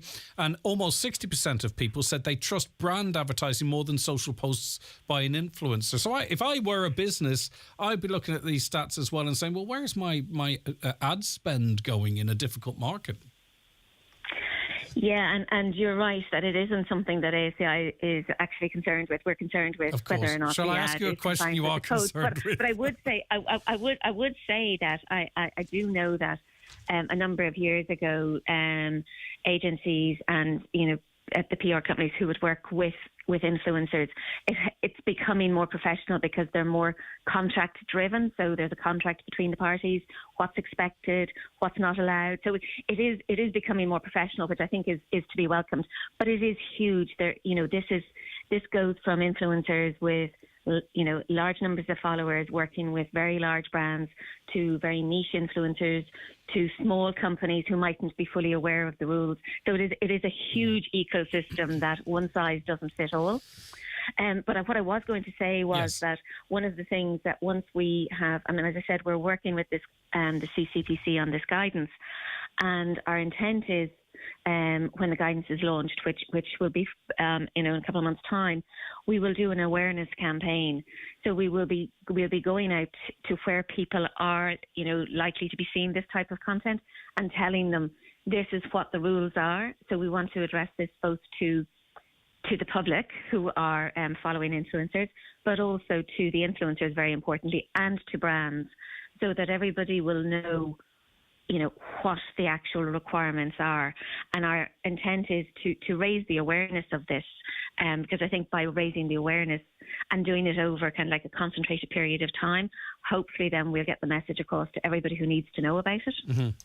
Right, now obviously we have a community of influencers here, but some of the biggest influencers are from outside the country. So how do the ASI ensure that, I don't know, your Kim Kardashians of this world and others, that they are, because we don't want to give others an advantage over the sort of Irish influencers either. So who can you enforce this over? These are guidelines as such, but how can you ensure that we don't have Irish influencers that are compliant and then we have international influencers that can have carte blanche, they can do whatever they like? Well, obviously, because we're talking about the online world, there are no hard and fast borders. It is all, it's all cross border. Essentially, certainly within the EU and also in the UK, there are rules and guidance in those or in different countries around influencer marketing, which are broadly similar to our own. Our view is that an Irish-based influencer is within remit, and if they are promoting product that has been directed to Irish consumers or by an Irish company, it's something we'll definitely look at. So there's content that Irish people will see promoting products perhaps that are being promoted for sale in another country. And so that's not likely to be something that's going to fall within our remit. But if we get complaints about influencer content that has been generated in the EU or the UK and we feel it's not within our remit, we can send it through our existing systems to the ad standards body in that country for them to deal with it under their code. And that happens with, that's not just about influencers, that's any advertising that's out of our jurisdictional remit. Understood, okay. Listen, thank you very much for your time. I do appreciate it. That's Orla Toomey, who's Chief Executive of the Advertising Standards Authority of Ireland. Watch the show live now on YouTube, Facebook and at highlandradio.com. Hello there, Farmer Tinny here. It's summer and Tinny's Toys have loads of swings, slides, trampolines, goalposts and many more outdoor toys and games. We've basketball stands, swing ball, sand pit diggers, kids, wheelbarrows, and when the sun finally gets out, we've loads of paddling pools. Of course, we still have what we're famous for, the largest range of ride-on and small farm toys and models in Ireland. Shop 24/7 tinnystoys.com or call into Leck Road, Letterkenny. Down by. Get a great Clarence gift this week from McGee's Chemist in Letterkenny. Buy 2 Clarence skincare products, one to be moisturiser or serum, and you'll get a choice of 3 treat-sized essentials from a selection of 10. Which 3 will you choose? This great Clarence offer is available while stocks last, in-store at McGee's Chemist Letterkenny and online at mcgees.ie, where the best costs less. For any skincare advice, call in and talk to the resident skincare consultants, Mary or Gemma. Waterworld Bundoran is back and it's open every day for summer 2023. Experience the 3-lane multi-slide, the Whizzer, the Wave Pool and Rapids, the Twister, Tornado and Gravity Speed Slides, the Pirates Galleon Ship, as well as our brand new gift shop. Booking essential. Get your tickets now at waterworldbundoran.com/booking and find us on Facebook and Instagram. Shrink your bill with incredible value in your Dunnes Stores basket. Save in the aisle when you mix and match 3 for €10 on a great range of meat and fish, like sweet and spicy chicken wings, fresh salmon darns, and a 4-pack of quarter-pounder steak burgers. Then save again at the till with a 5 off 25 grocery voucher and get a full basket worth €25.31 for just $20.31. Double savers from Dunnes Stores. Always better value. Terms and conditions apply. Voucher can be used on next in-store grocery shop of €25 or more. Because that's when we flash the cash to get you in the mood for the big bucks. It's all coming soon, only on Highland Radio. Highland Radio. Okay, you're very welcome back to the programme. Good morning to Rosemary, Liz, Beth, Audrey, amongst the hundreds of you watching across our various social medias there this morning. Just to remind you that you can watch this programme every single day by going to our YouTube channel, Highland Radio Ireland, on your phone, laptop, tablet, your smart TV. Just type Highland Radio into the YouTube app or on your Fire Stick as well. And we're also across Facebook, Highland Radio News and Sport and Highland Hub. And you can click the Watch Live as well on our own website. It's a little tab that's there. Michael, you were listening to our last conversation there, and I suppose you feel burnt by a particular company, and then when you hear the ad, it kind of, I presume it triggers you, it angers you. What's your situation, Michael? Yeah, well, the Irish Life, the company Irish Life, have just finished an ad campaign where one of the lines in the campaign, the promotional lines, was to say they've been taking care of Irish customers for 80 years. Myself and a lot of other people lost every single penny we had given to Irish Life and pensions and investments in 2010. So it sticks in your throat when you start hearing them advertising saying how they've been taking care of people for 80 years. Would you be inclined to make a complaint about something like that there? Because I think we can get frustrated, but we don't complain. Or do you think, well, sure, it's going to fall on deaf ears, nothing will come of it? Yeah, well, you'd like to think that obviously the person you were speaking to, that lady, sounded very responsible. Orla, yeah. That they would be.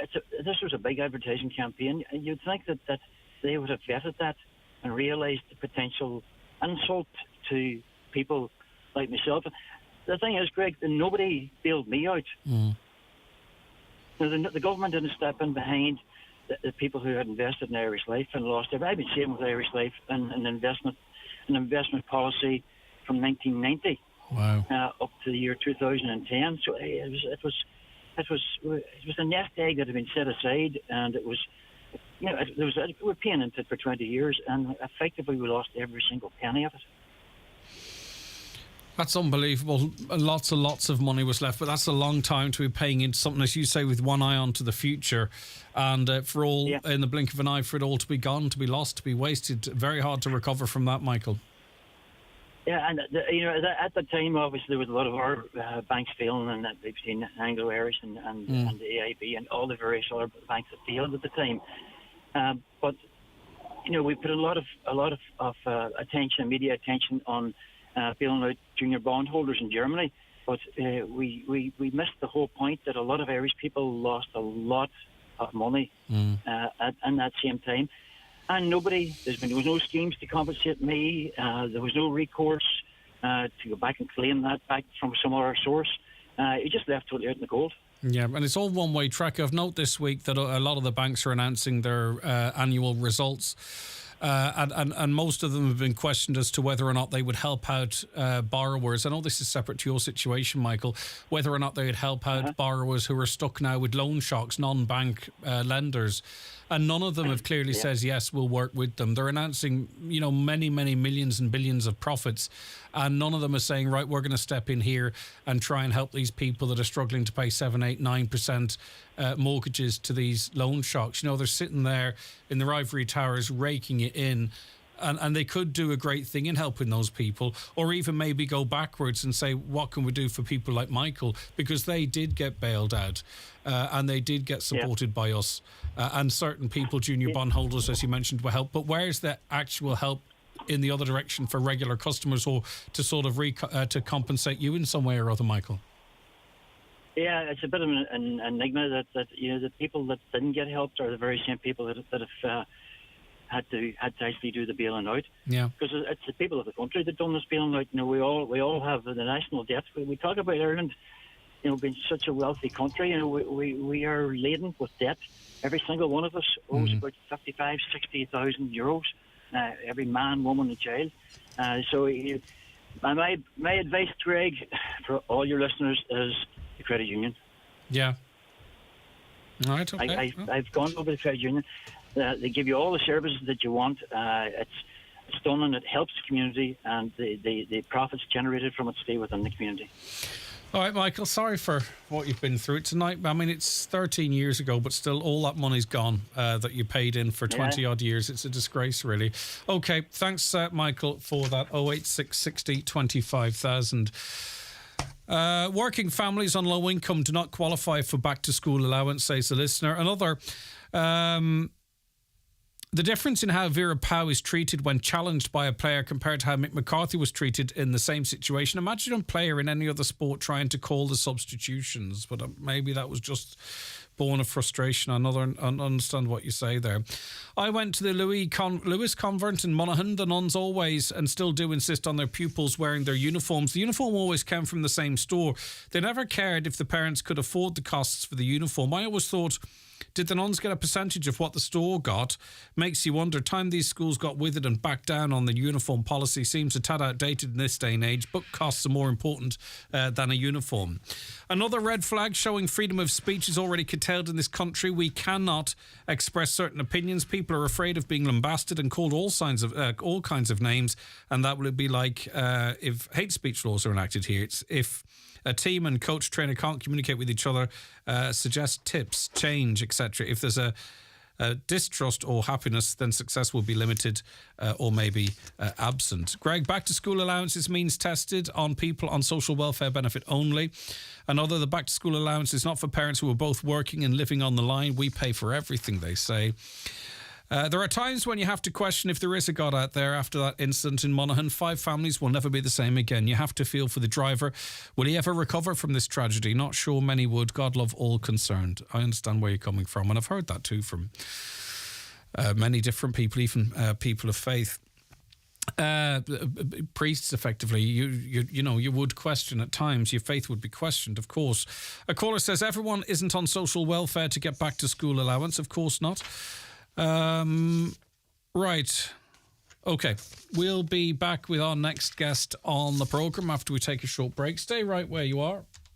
An bhfuil gnógacht a talonithe in Inanal ar bhaileat go mai sé éfechtúil ó híomh fuinneamh dé, caisúil ar an scéim éfechtalacht fuinneamh a teir cur foiil ag an ofic fiontar éitiúil in Inanal. Foiil agus úsáid trealamh a tísar fuinneamh agus gendo nóa spragu lena lór carbon ar an timpalacht de léadú le cás costais unneh a íslu.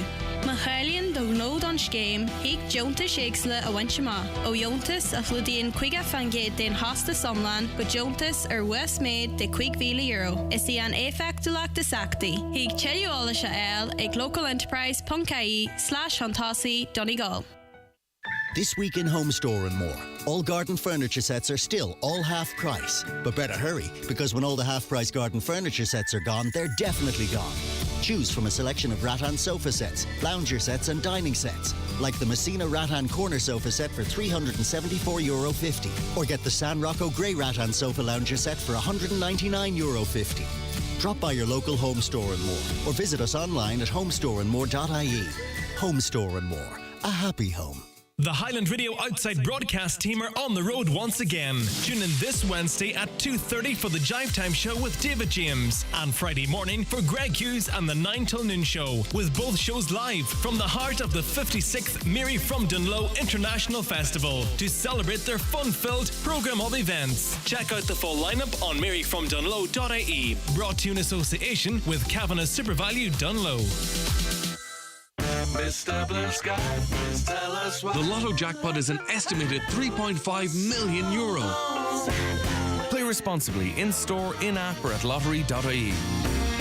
The National Lottery. It could be you. Okay, our next guest on the programme is Katoe Gombesi. Good morning to you. Thank you so much for joining us. It's nice to have you on the show today. Good morning. I hope I pronounced your name okay. That's fine.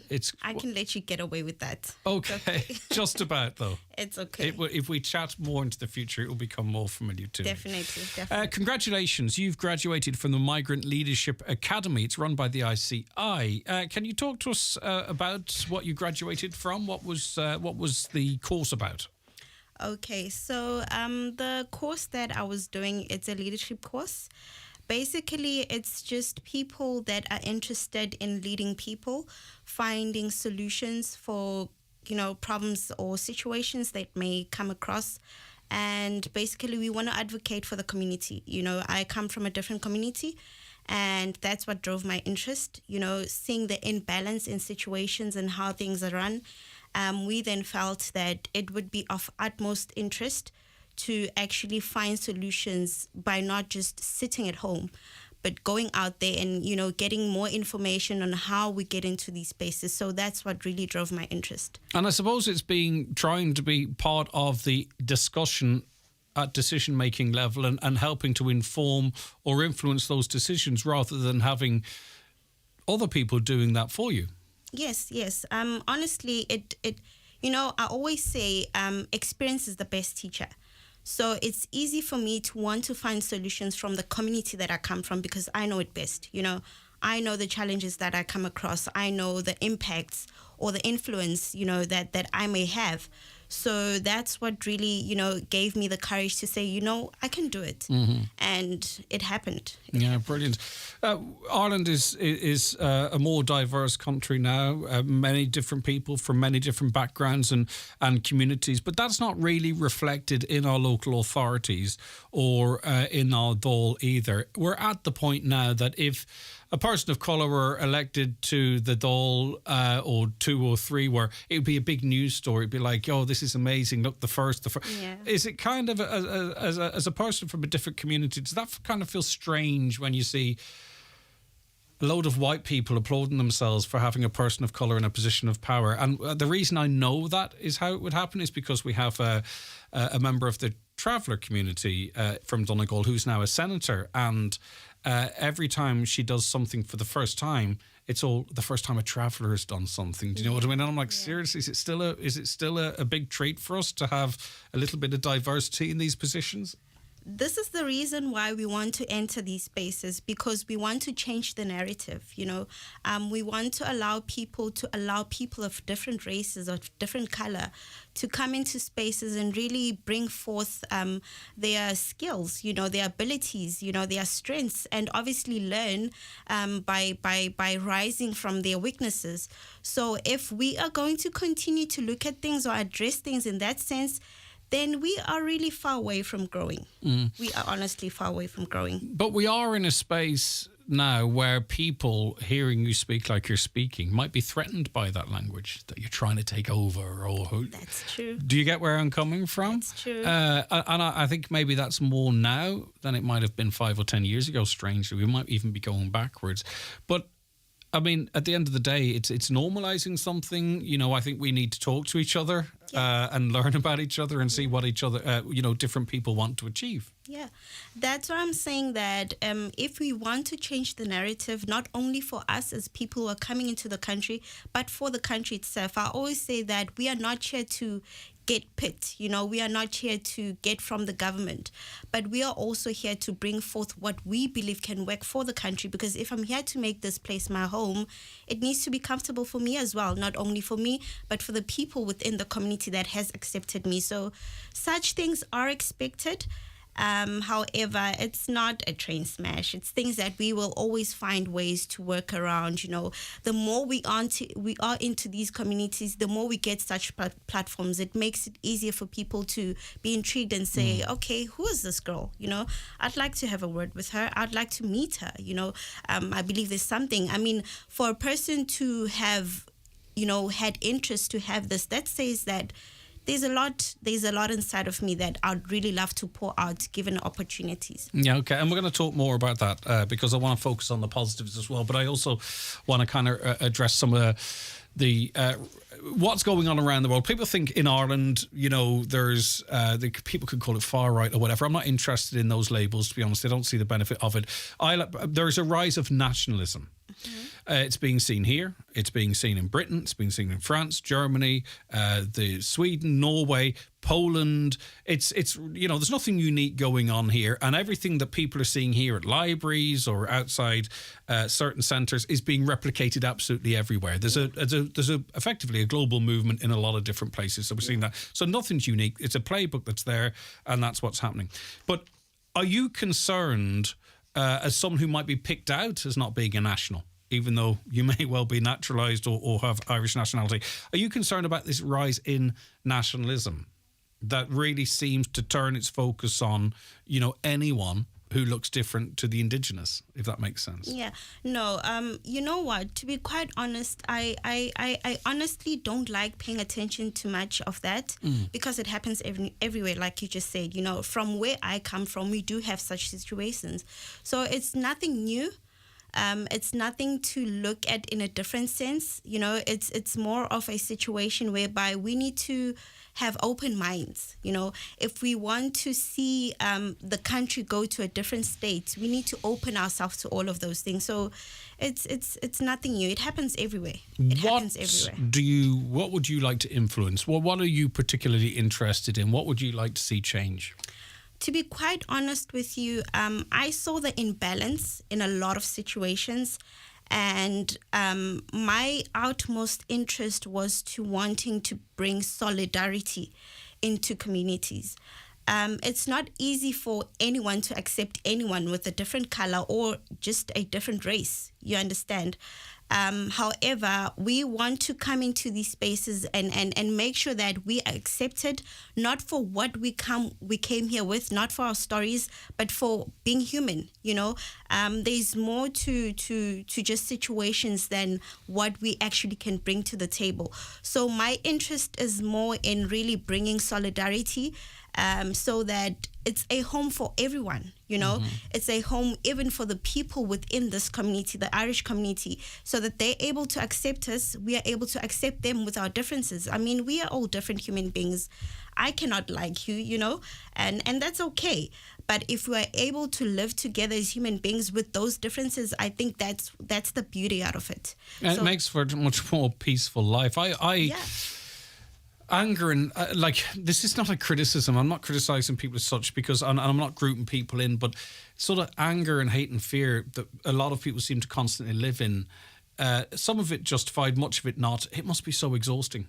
It must be so tiresome. And on this island, we have argued and fought and lost our lives over people of the same race but different religion. Yeah. We have ethnic groups that are whites and would feel they have more in common with ethnic groups from outside of Ireland than they might with the general population. So it's not about necessarily a colour and stuff. There's lots going on there. Yeah. How important is it that people, be it, from the LGBT community or people of colour or different religions, that they are elected? So in other words, right, you're from the Ballybofey area. It would be far easier for you to get the message across of representing the whole community and the subsets of communities within that from a position of authority, I'd imagine. That's the breakthrough point, isn't it? Yeah. That's where we're going with everything. One of the biggest things that I've learned is that a leader is not someone that stands in the front, and points out direction. It's a person that stands at the back of the people and sits down and listens to people, because you only get to understand the depth of situations if you really listen to people and then find prominent solutions as to how do we now go about doing this. So we want to advocate for diversity. That's what leadership is, advocating for diversity, being the voice for the voiceless, and it's not just being the voice for the voiceless, but it's being the voice for those who have the voice but cannot speak for themselves. Yeah. Because we understand that we're coming from different backgrounds, and unfortunately for some countries, English is not a primary goal, so people can't speak when they come into these countries. So this is where now we come in. We say we want to be able to come into these spaces with the experience that all these people are bringing to us and just say, this is what the community is saying, and we need them to be listened to. Yeah. So this is what we want to do. And I mean, obviously, there is a voice out there of people who do not like diversity, that, you know, all of that type of stuff. And then there's a group of people who like it. But I think they spend too much time arguing with them.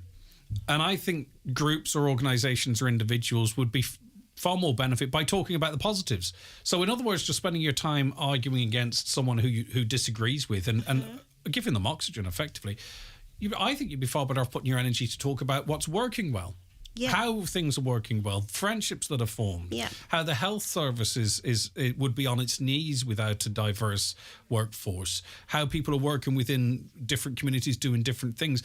I would stop wasting my energy on banging heads with someone whose view would never change and counteract that negativity as someone would perceive it by promoting the positives. Yeah. Isn't that much more...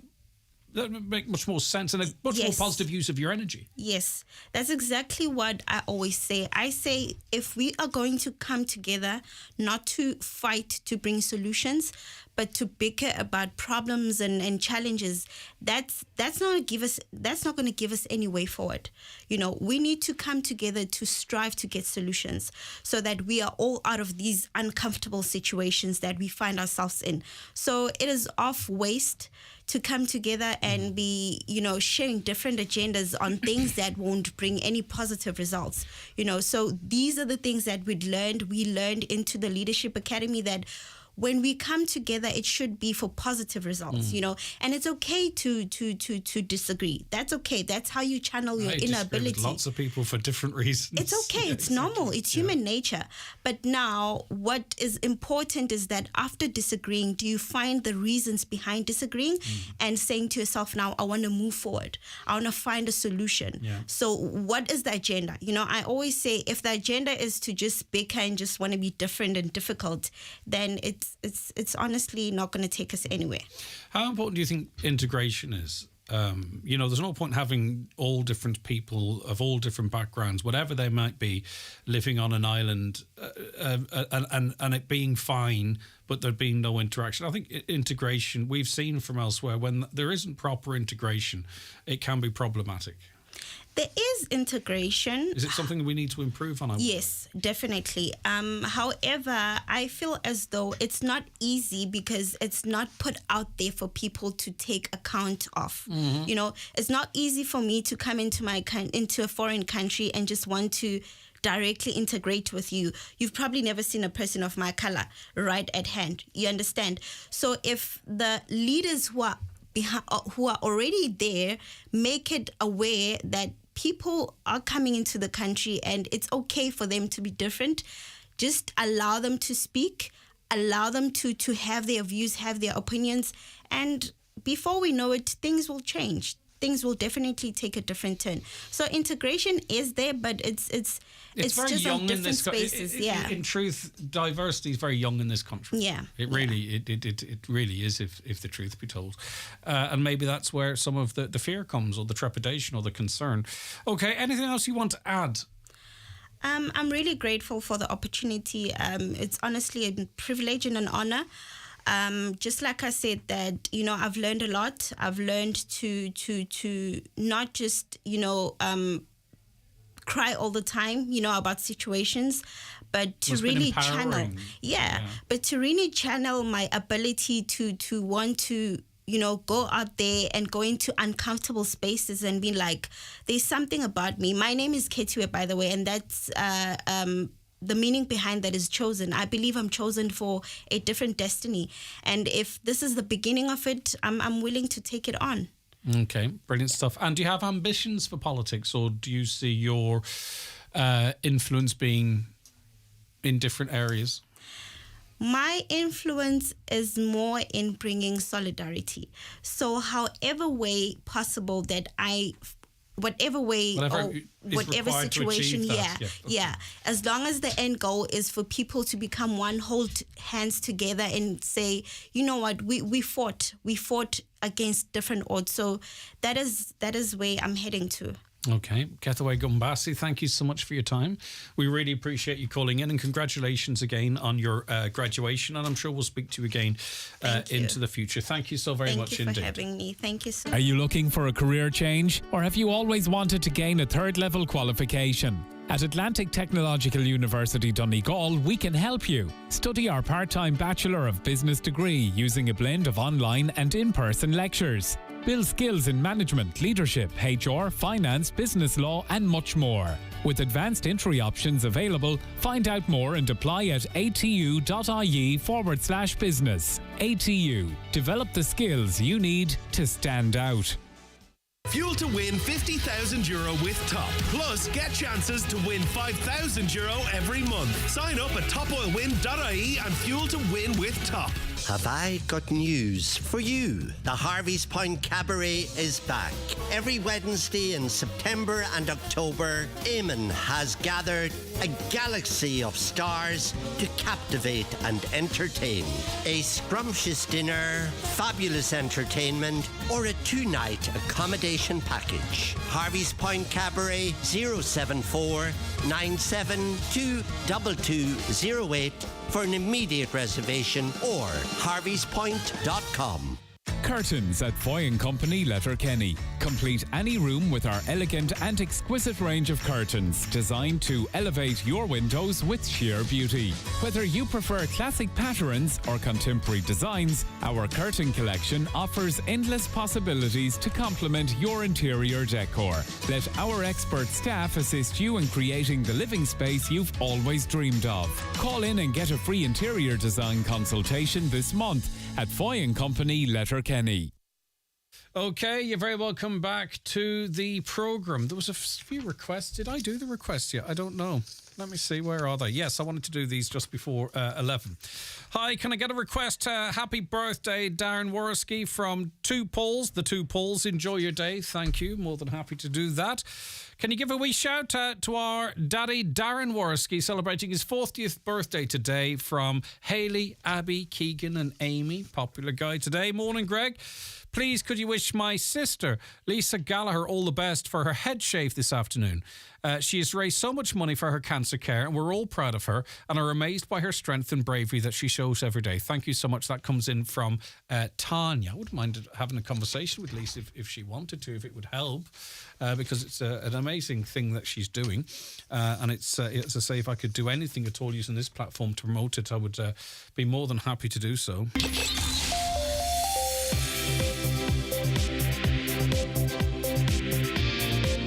With all the stories that matter across the Northwest, it's Greg Hughes on the 9 to Noon Show on Highland Radio.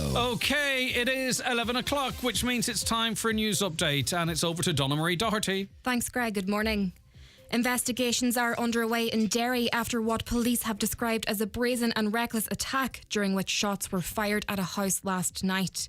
2 masked men were seen fleeing Roskeen Park after gunshots were heard in the area at around 10:40 p.m. Damage was caused to the front door and inner door of a property. However, there are no reports of any injuries.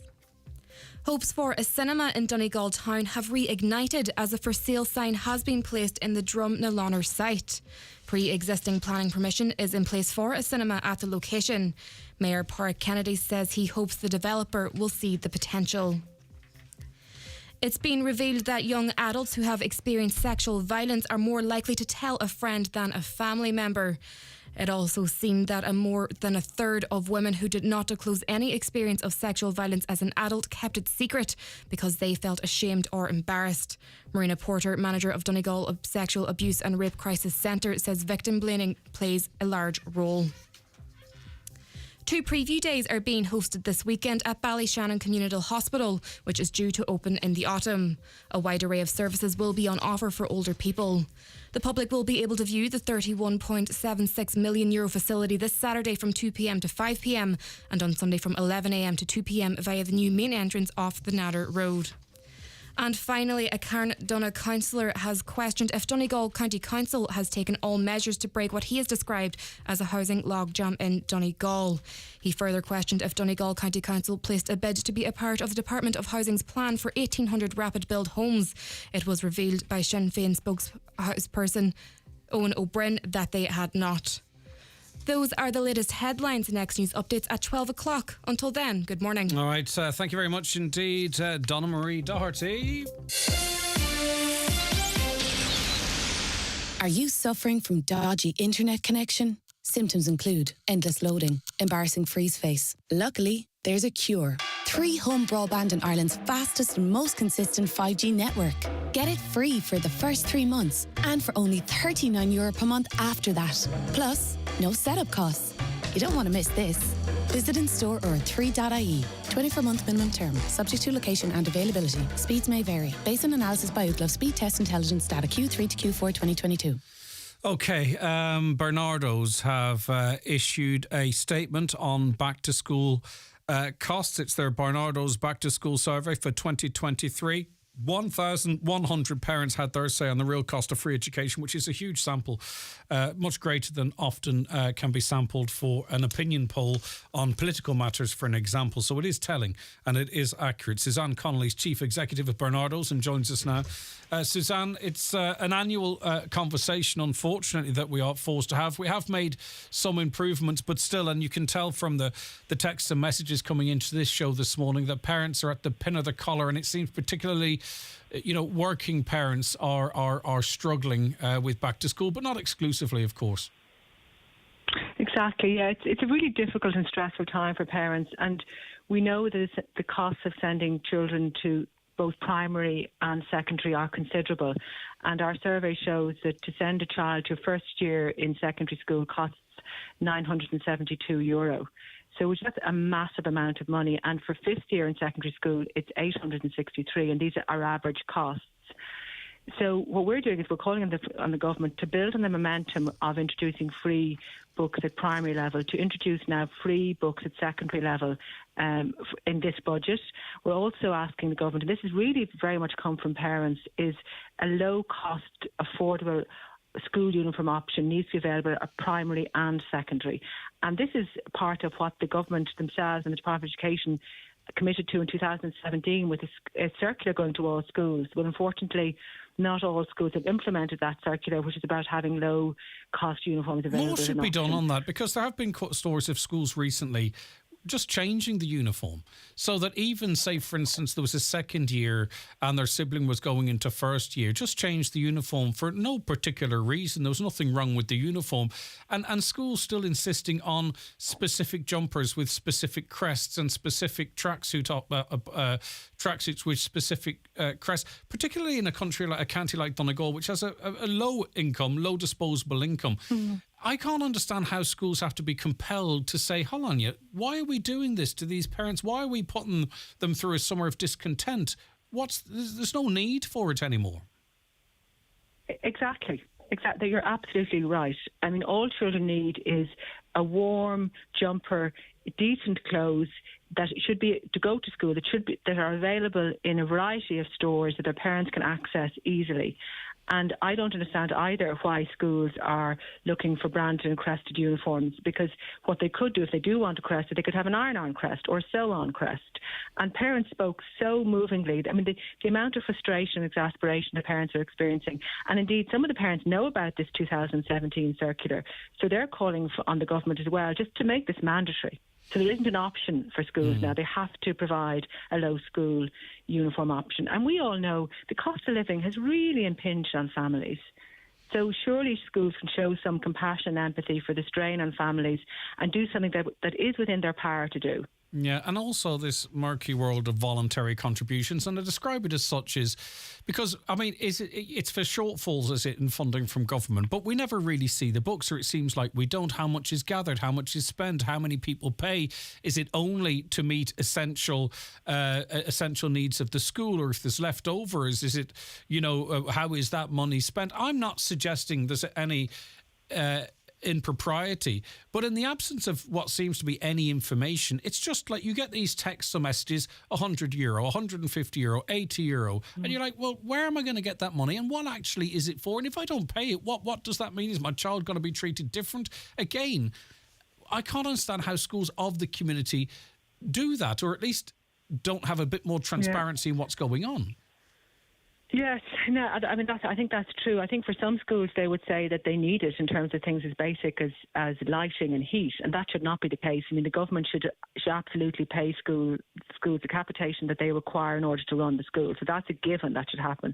But you're right, after that, then there does need to be more transparency on what the costs of voluntary contribution is costing. And the whole thing about voluntary is parents don't feel it's voluntary. They feel they have an obligation because they feel their child will, in some cases, the child won't get a journal or have access to a locker. In other cases, parents just feel the emotional, psychological pressure to comply, even though they can ill afford it. So we would be saying is that in this day and age, with the amount of surplus we have, why can't the government just fund schools appropriately? And the figures aren't mind-blowing. We see some of the expense that's going on at the moment in different areas of society, between hospitals and whatever else might be going on.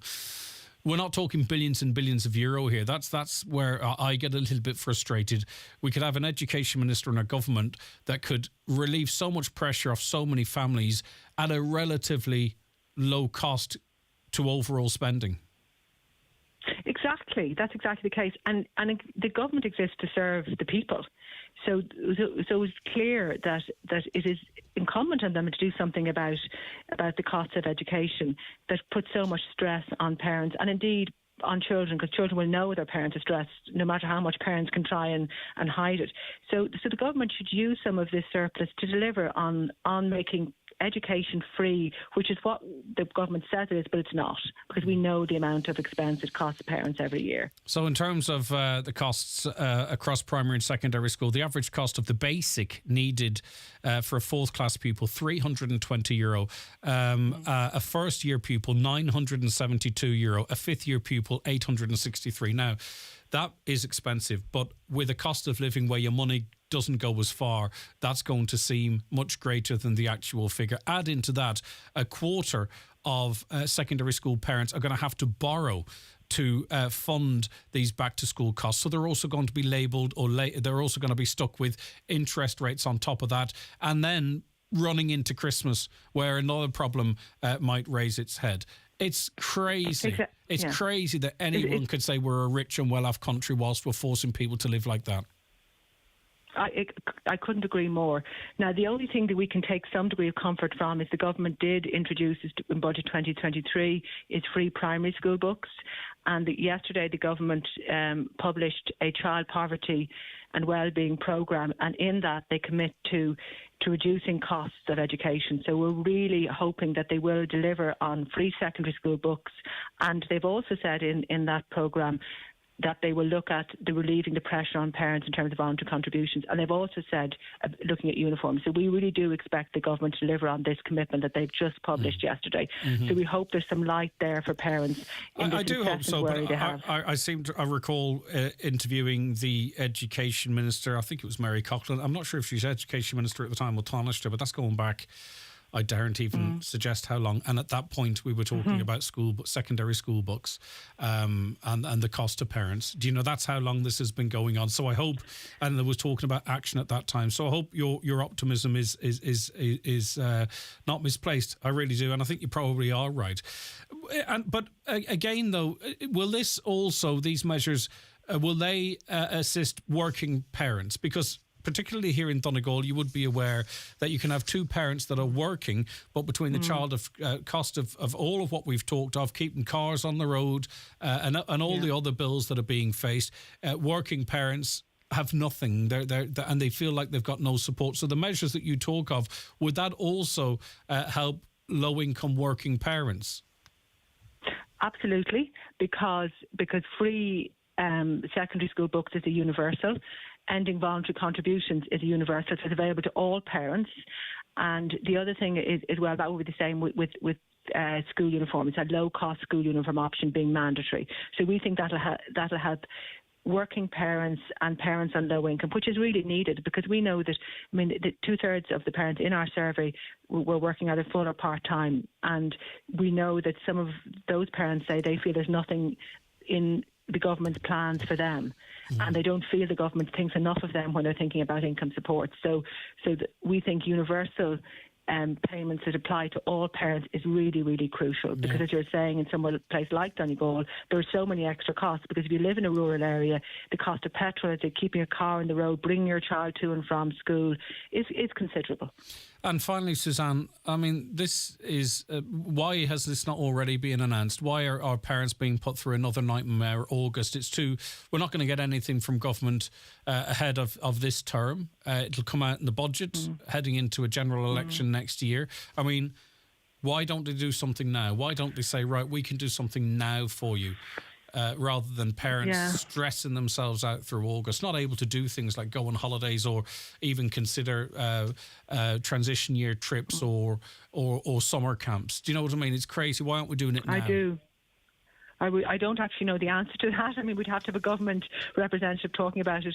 All I can do is be hopeful that because they announced the child poverty and well-being plan yesterday, and because they are thinking about universal measures that will be introduced to benefit all parents, that they actually are going to deliver something in Budget 2024. But I do realise that for parents now in August having to meet these costs, that can be cold comfort. Yeah, and I finally, Suzanne, some of those questions were rhetorical. You are advocating along with me and on behalf of parents, not here to represent government. And I understand that, by the way, just in case it wasn't clear in the tone of questioning. It was some of that was kind of rhetorical. You get where I'm coming from. Sure. I don't want you to think I was being disrespectful to Suzanne. I know that. No, thank you so much for the opportunity to talk about this really important issue. Excellent. Okay, and thanks for advocating too on behalf of parents. Suzanne Connolly, Chief Executive of Bernardo's. Have you something you want to say on that? 086 60 25,000. Feel free, by the way, to text, WhatsApp, or have your say across our social medias as well. Why is so little being said about the trial of Yousaf Pelani? He murdered 2 people and almost killed a third. He had a large amount of money in his home when arrested. Just because he's a non-national and his victims were gay, it's being portrayed as a hate crime.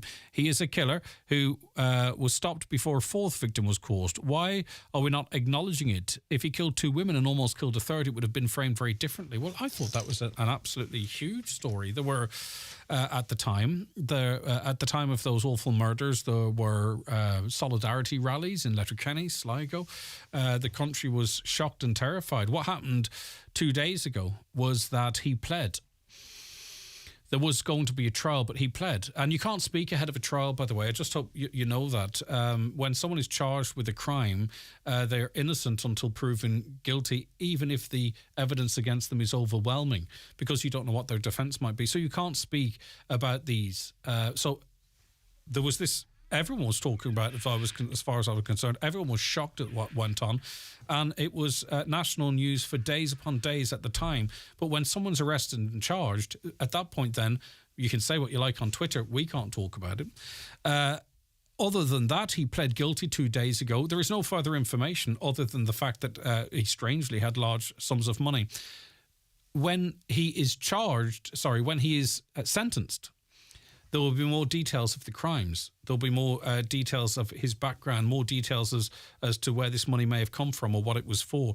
And at that point, it will be discussed. It would be discussed extensively, I am sure, again. But the story has not moved on other than he's pled. But in terms of knowing more details of the crimes, that's why it hasn't been discussed any further.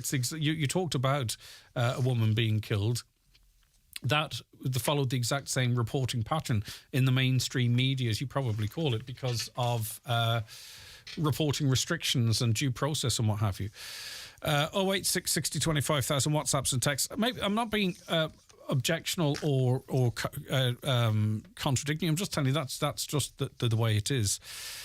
Right, okay. I have to take a very quick break, and then I'm joined by Lisa Gallagher, because we had her sister, isn't it? Tanya was on to us, or a friend.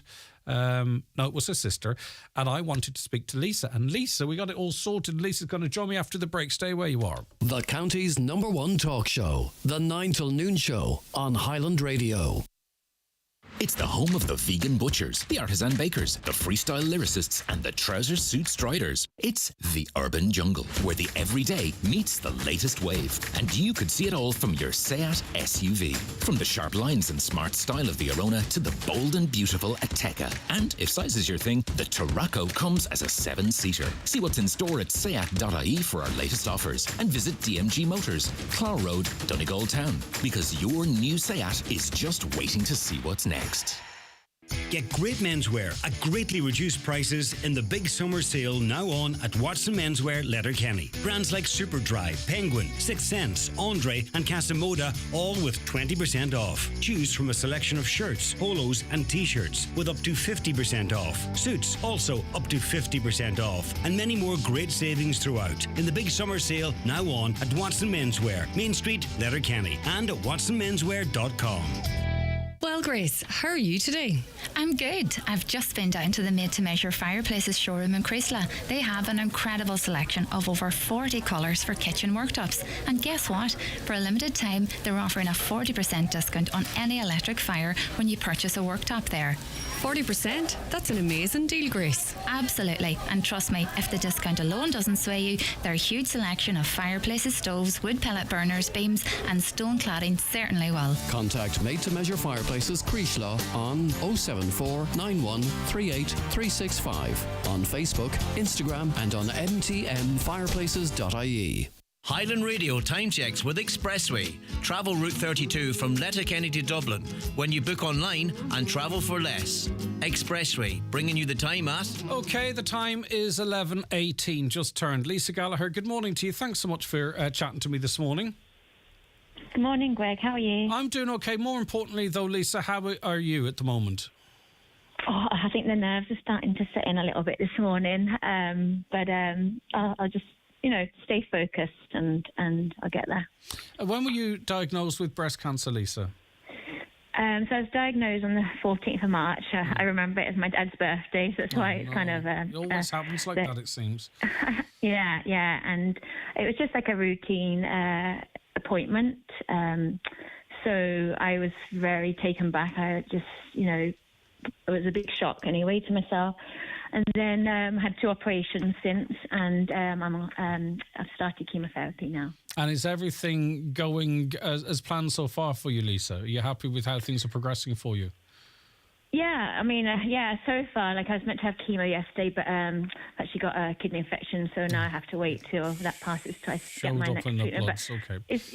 Yeah, but it's everything's going well. I have about 16 weeks of chemo, and then I've got radiation in Derry. So I'm kind of very lucky that all my treatments are local, that I don't have to travel. Yeah, it does make a difference. Now, unfortunately, as part of the process of the treatment is that your hair is started to fall out or is to fall out. Now, that is incredibly distressing, and we know that for people. But you've put a spin on this, haven't you? You says, right, this is going to happen. I can do something with this. So talk to us about your plan. Yeah, so it's just it's going to come out. It's starting to come out. It's just shedding everywhere. And I just want to take control of it because obviously everything else is kind of happening to me and it's out of my control.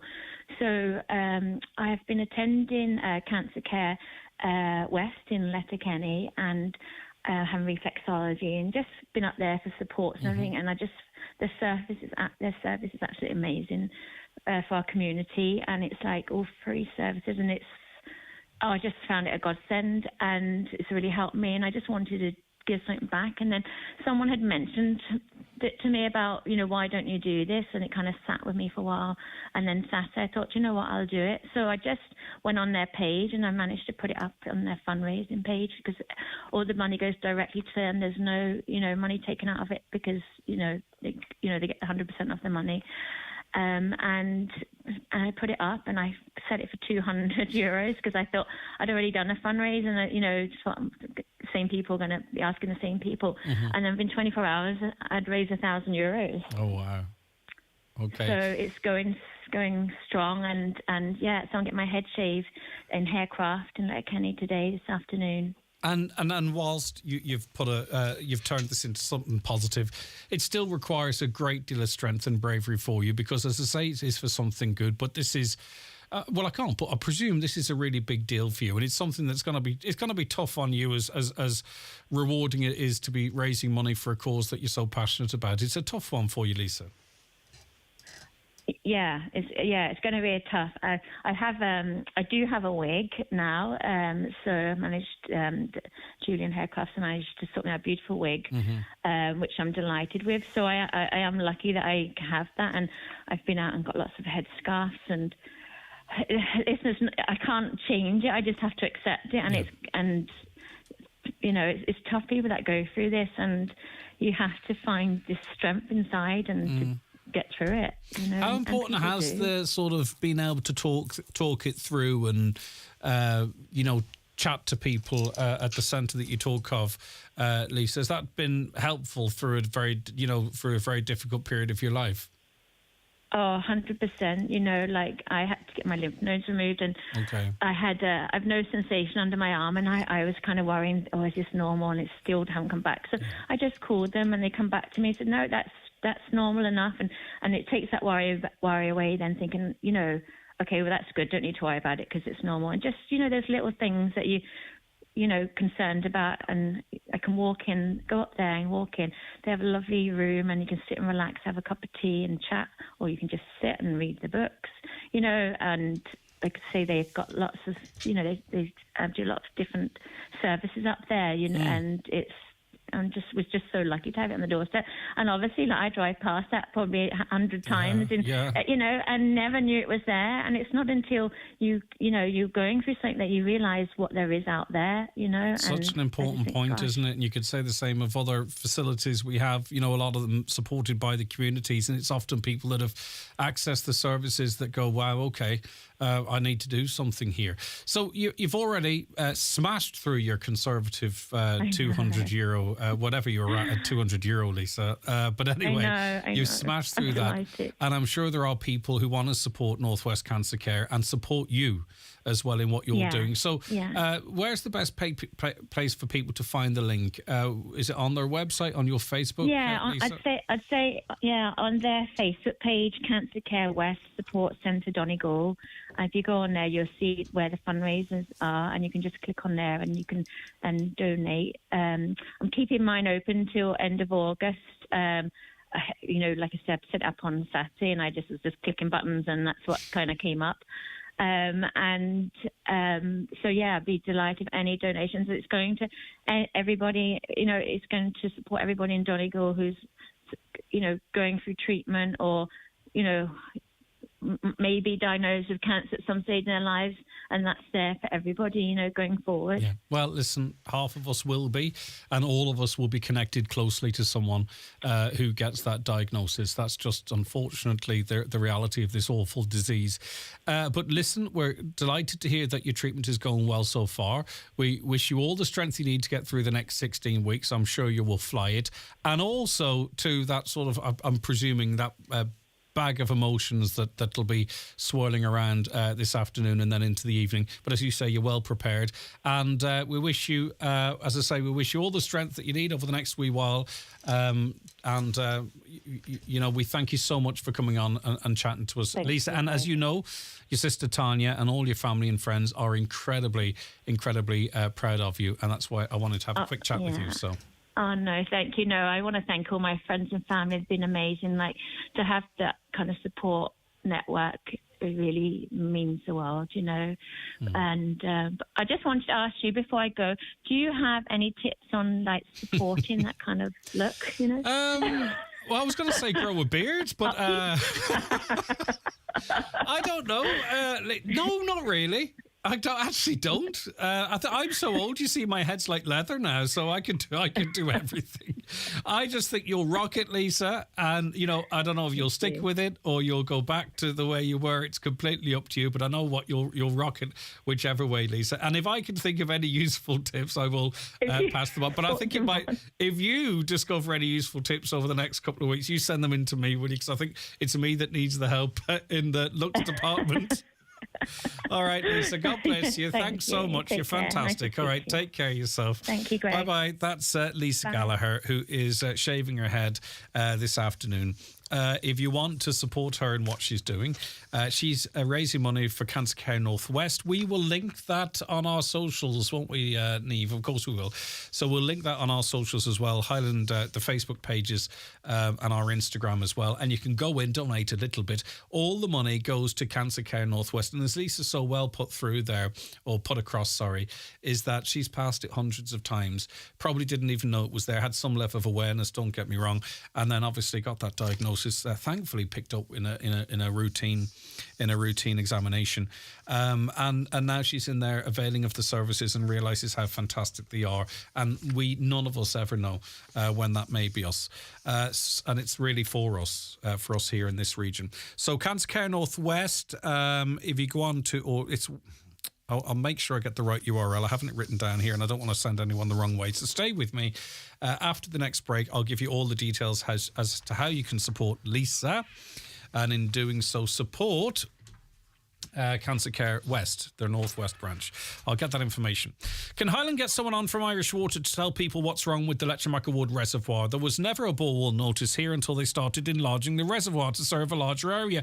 It's not good enough to issue a press release and nothing else. Why aren't they providing tankers of water like they do in cities? Why can't we get any information when you ring them up? It's a disgrace. Well, we discussed this yesterday. We've contacted them to try and get some information on it. The excuse was, or the reason was, operational issues. There was a similar situation last year. We were speaking to a lady yesterday with an 8-week-old baby in the house, and she made a really interesting point.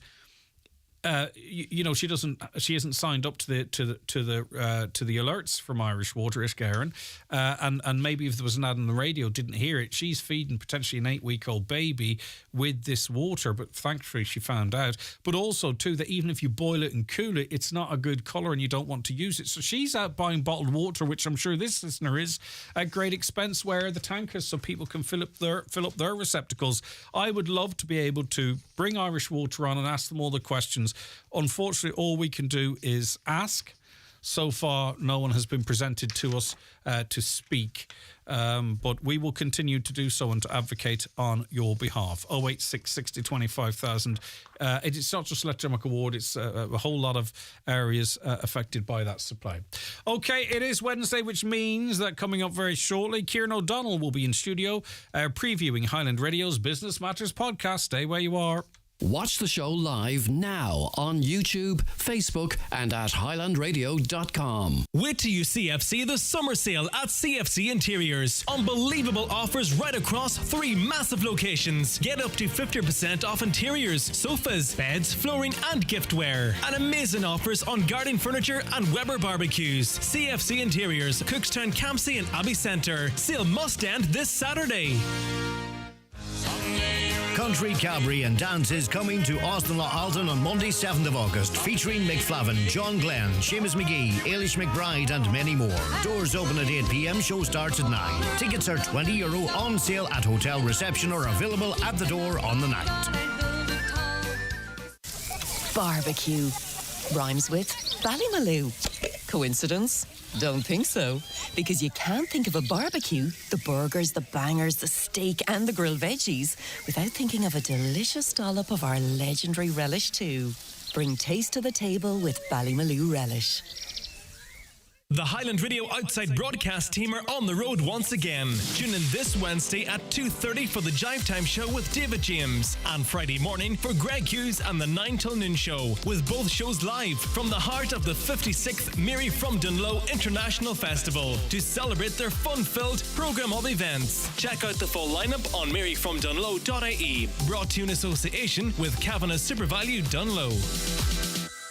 Business Matters in association with ATU Donegal Faculty of Business. Now is the time to realise your potential by enrolling on the part-time degree in business.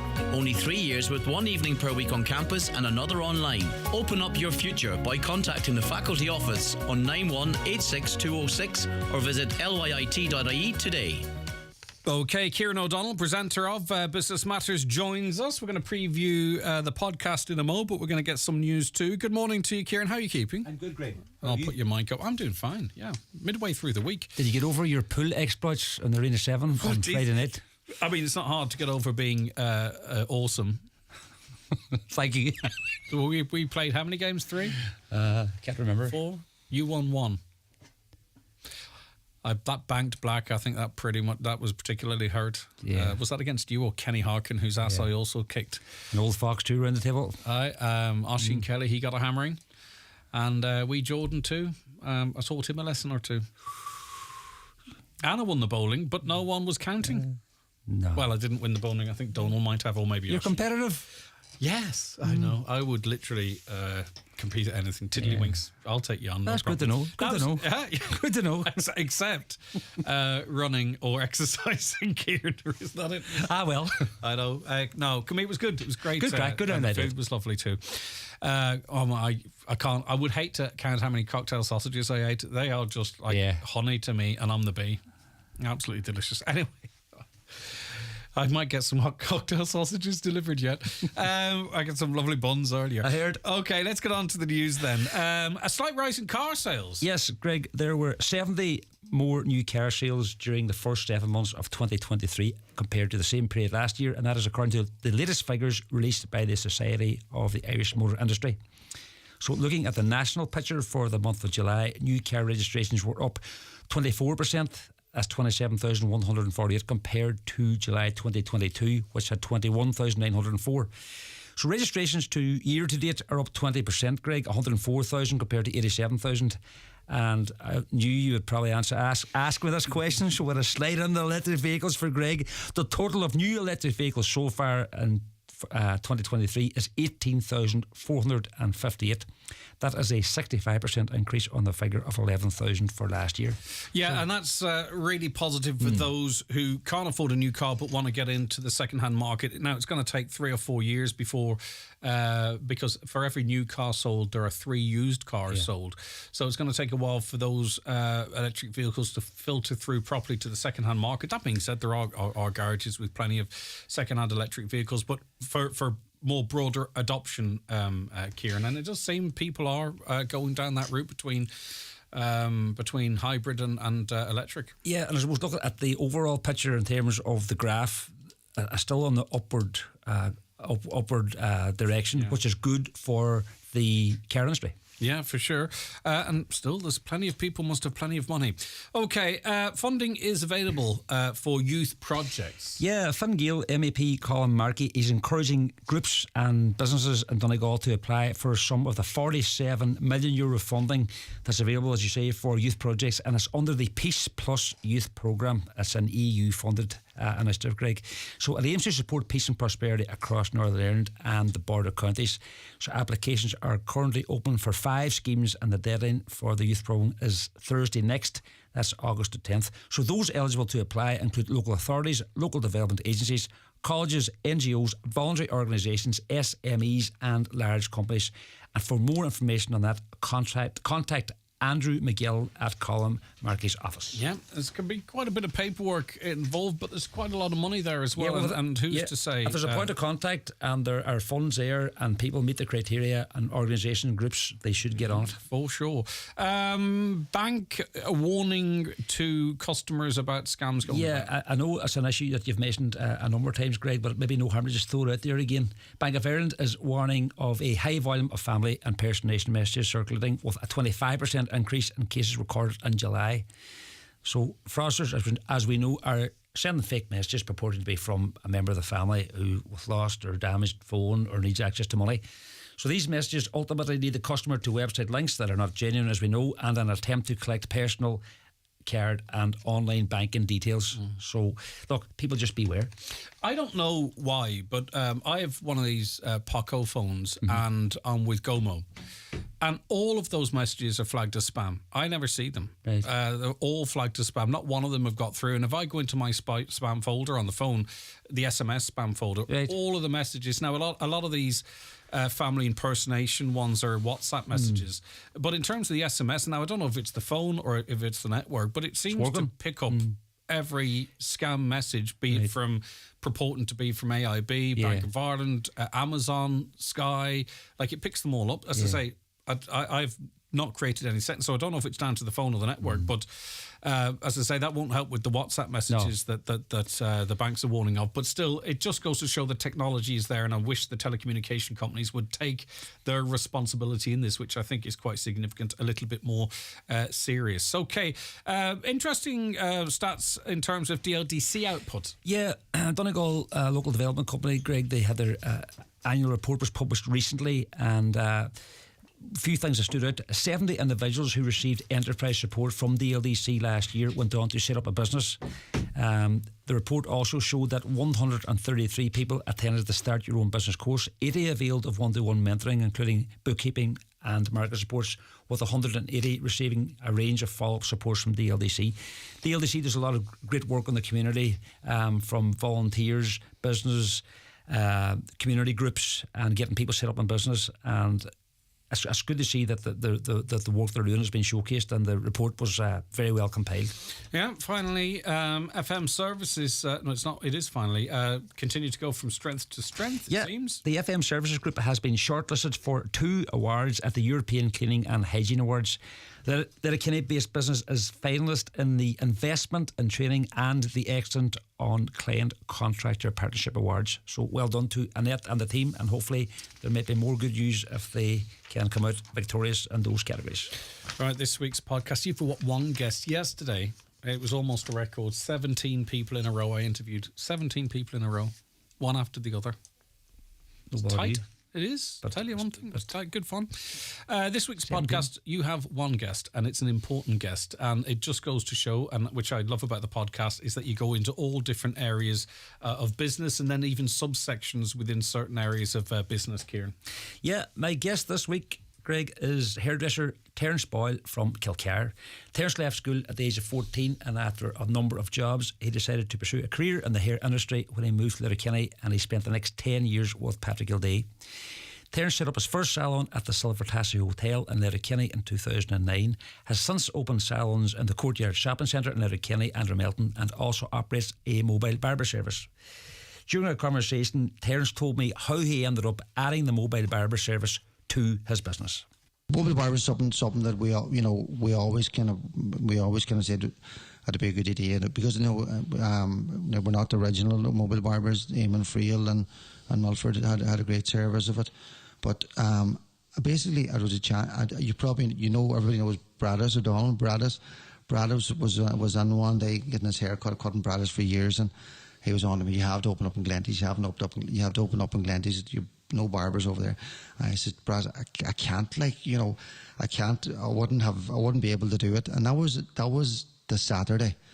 And I says to him, "Would a mobile barbers work over there?" And he said, "Geez, I think at all."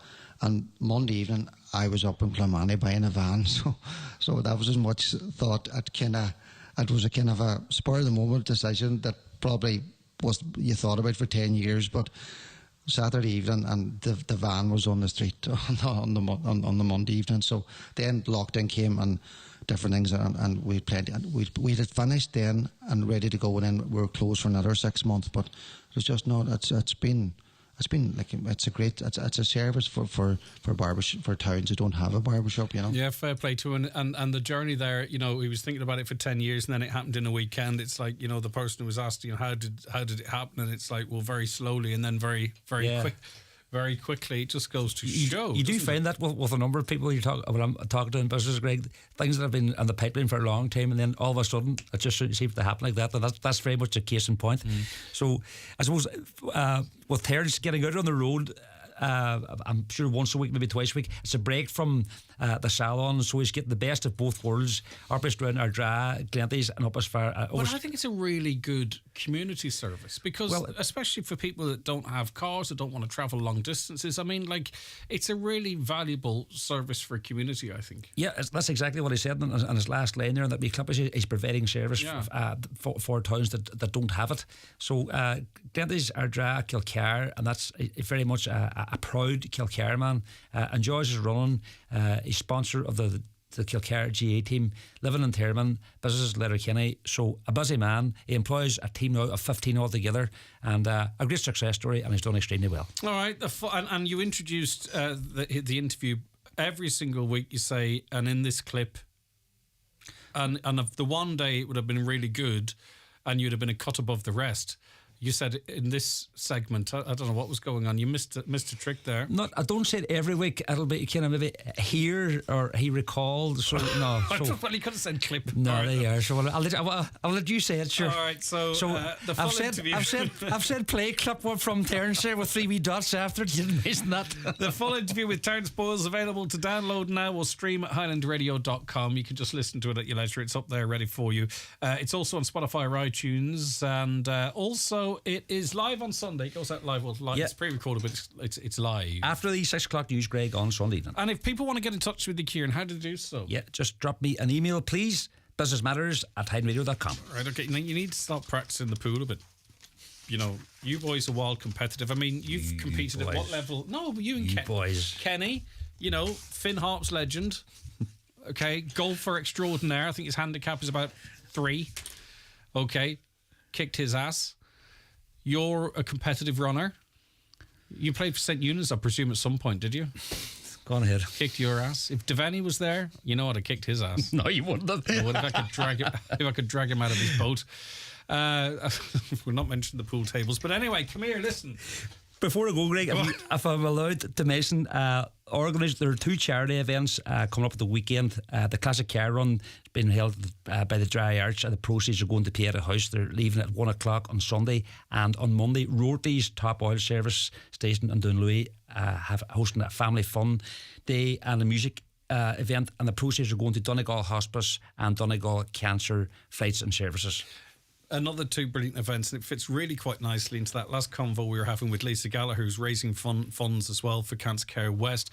Those events, and then the various tractor runs and whatever. I mean, we're a brilliant community, aren't we? For Very much. Together and raising funds for the services for, you know, whether we need them or not, but when we do need them. Okay, listen, brilliant. Well done for getting those plugs in too. Cheers, Greg. Thanks a lot. Happy to do so. Hi, Tarcoon. Or I viss a god gur chusan main a rebellunig snairi amach. Cúg siad I bhulach leistír diem. Tarker im of Ricky go fáil. Muckle. Da mé a caint ag na ballí seo, níos stoppadís go Joe. Seachta náisiúnta na haireachta, fud na tíre idir an dair lá déag agus an fichiú lúnasa, tiile heritageweek.ie. Cláir de chuid de cáil aireachta le takeíocht ón líonra ife go aireachta agus an rion tíhíochta rialta seo túil agus aireachta. Come along to the Glencolmkill Agricultural Show this Sunday, 6th of August, featuring cattle, sheep, horses, poultry and all marquee classes. A great family day out with children's fun and live music. That's this Sunday at Glencolmkill Agricultural Show. With electrified finance rates available exclusively at iMotors. Find out how affordable our used electrical vehicles are with finance rates from 3.9% on all used electrical vehicles at iMotors. Low finance, no fuel bills. Doesn't it sound like the perfect second car for your household? Call in to Letterkenny or Malin to find out more or visit imotors.ie. Don't miss the 54th Club Money Festival open-air concerts, including Mike Denver on Tuesday the 8th of August, and on Wednesday the 9th, it's Derek Ryan. Don't miss these and many more open-air concerts at this year's Club Money Festival from Sunday the 6th to Sunday the 13th of August. For a full programme, log on to clubmoneyfestival.com. This ad is sponsored by Centre Club Money. Okay, so we are in what's described as a silly season. Politicians still available for interviews, but generally at this time of year, for some reason or another, they get asked about questions that aren't necessarily relevant right now. It doesn't help because the doll's out and all that kind of stuff. So the Taoiseach's been doing the rounds, been asked a few questions as it relates to a potential early general election. So we have invited Sean McKiernan, who's a political commentator, to come on and discuss this with us. Good morning to you, Sean. Good to see you. Thanks for coming on. Good morning, Greg, and hello to everyone in Donegal. Right, so Taoiseach ruling out the possibility of an early general election. He had to answer the question that was asked of him. I'm not sure what the motivation for it was, because I don't really see anything on the political landscape that would benefit this government in going to the polls early or that might drive an election prior to the council elections. I think this whole notion of whether Taoiseach go to the country early and try and have a snap general election is probably something that obsesses political journalists. It's probably something that obsesses government backbenchers who are not involved in the meat of government, and it probably obsesses opposition party members because they have to plan and anticipate for that reality. I think the genesis of the question probably comes in the fact that I am given to understand that Fine Gael nationally would like to see general election conventions done before the end of the year. I think that's a very ambitious target, if it is indeed a true target. I think that's a very ambitious target because in a lot of parts of the country, they're facing into retirements. They'll have to be very carefully handled. I think the second issue is, you've mentioned the local elections next summer. And, in every generation, the local elections, and I think back, I certainly don't remember it, but I've spoken to a lot of people who do. Garrett Fitzgerald, for instance, got a huge new intake of young parliamentarians because of a very successful local elections in 1979. So parties of all shades and in all generations look to those local elections to see can they get new and exciting Dáil candidates. So that's why I personally don't think there will be a general election. I think the other issue is that the 2020 election showed that housing was the thing that really caused a lot of that Sinn Féin surge. And we've had a pandemic which stopped housing development for the best part of 2 years, etc. So the government is playing catch up in this area. And I think they'd like to see their term out as long as possible to get those housing stats up as high as possible. Yep, not to mention 2 budgets. Correct. And again, I think there's often a lot of speculation around the budgets. There would be a school of thought, I think, within Fine Gael in particular, that Enda Kenny was wrong not to go to the country after the budget in late 2015, which was well received. And I think there's a similar school of thought around the timing of the election in late 2020, where again the budget was perceived as successful, and where again Leo Varadkar, who was Taoiseach then and is Taoiseach again now, where he was maybe kind of forced into an election by Fianna Fáil, who ended their confidence and supply arrangement. Now, I could be miles off here, but, maybe that question being put to the Taoiseach would be motivated by, discontent or disquiet within the various government parties. I would say if there were ever going to be an early election, which I also believe there won't be, it would actually maybe be called by the government for strategic reasons to catch the opposition off guard if they thought that they had their ducks in a row. Now, I don't believe that would happen either, but I would see that more of a motivation than any sort of rumblings within any of the government parties. No, well, Greg, I think this government has been remarkably resilient. It's been resilient for a number of reasons. One, the historical baggage between Fianna Fáil and Fine Gael and the resistance within both parties to the arrangement, and some of that was a legacy of confidence and supply. On the flip side of that, I think confidence and supply built up strong relations between individual politicians in the party, in the two parties, and that has helped to strengthen the government. I think there was also a lot of scepticism around the Greens because of their last time in government, which was a truly, not necessarily their fault, but it was a truly catastrophic time for the country, and the Greens suffered for the best part of a decade because of that. And I think there was a lot of scepticism about them, but they have proven, with the exception of one or two backbenchers who like to make a name for themselves in certain issues, they have proven to be very reliable partners. So I think the resilience of this government is something that even I'm surprised by. I think there is an obsession in Irish politics with the notion of snap elections. Eamon de Valera was considered probably the best practitioner of that. He lived in a different time. There are a lot of moving parts to politics these days in terms of candidate selection, in terms of the role of essentially 24-hour news, in terms of the role of social media, etc. There's a lot of moving parts to modern election campaigns that didn't exist in Eamon de Valera's day in the 30s, 40s, etc., when he was considered a master of snap elections. Charles J. Haughey tried to emulate him in the 70s and 80s, and I don't think any of his snap elections proved to be successful. In fact, Fianna Fáil was in a weaker position after them. Yeah, and also I think it's important to mention, if you hadn't, and you can agree or disagree, that the effective party of independence, rural independence, have contributed greatly to the stability of this government, because pretty much every time that their support was needed, whatever they were given for that support, it was there. So we talk about the three coalition parties, but that government is in place because of independent politicians, in my view, as much as the unity of the three, so to speak. Also, I've said it on this programme before, and it didn't prove popular, but that's fine because we all have different views, that there is this perception out there that it's a fait accompli, that if there is a general election, that Sinn Féin are going to sweep to power. There is a significant proportion of support at the moment for the three government parties, particularly Fine Gael and Fianna Fáil. Yes, it's down at a low ebb, but you add them up and there's still a force to be reckoned with. And there's one thing telling someone with a clipboard something, there's another when it comes to putting an X on a sheet of paper in a polling booth. Leo Varadkar mentioned yesterday there is a possibility that this government could be returned, that they could go at it again. I wouldn't rule that out. It's an outside bet, but I think it's actually a probability. We don't know what's going to happen over the next... Not a probability, it's a possibility. Would you agree that, it's very easy to get caught up in this, get them out, but there's a lot of support out there for those two parties, particularly, and the Greens?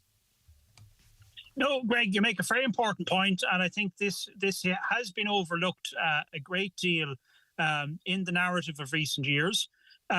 Firstly, even with Sinn Féin in the high 30s, it would be very difficult for them to form a single party administration.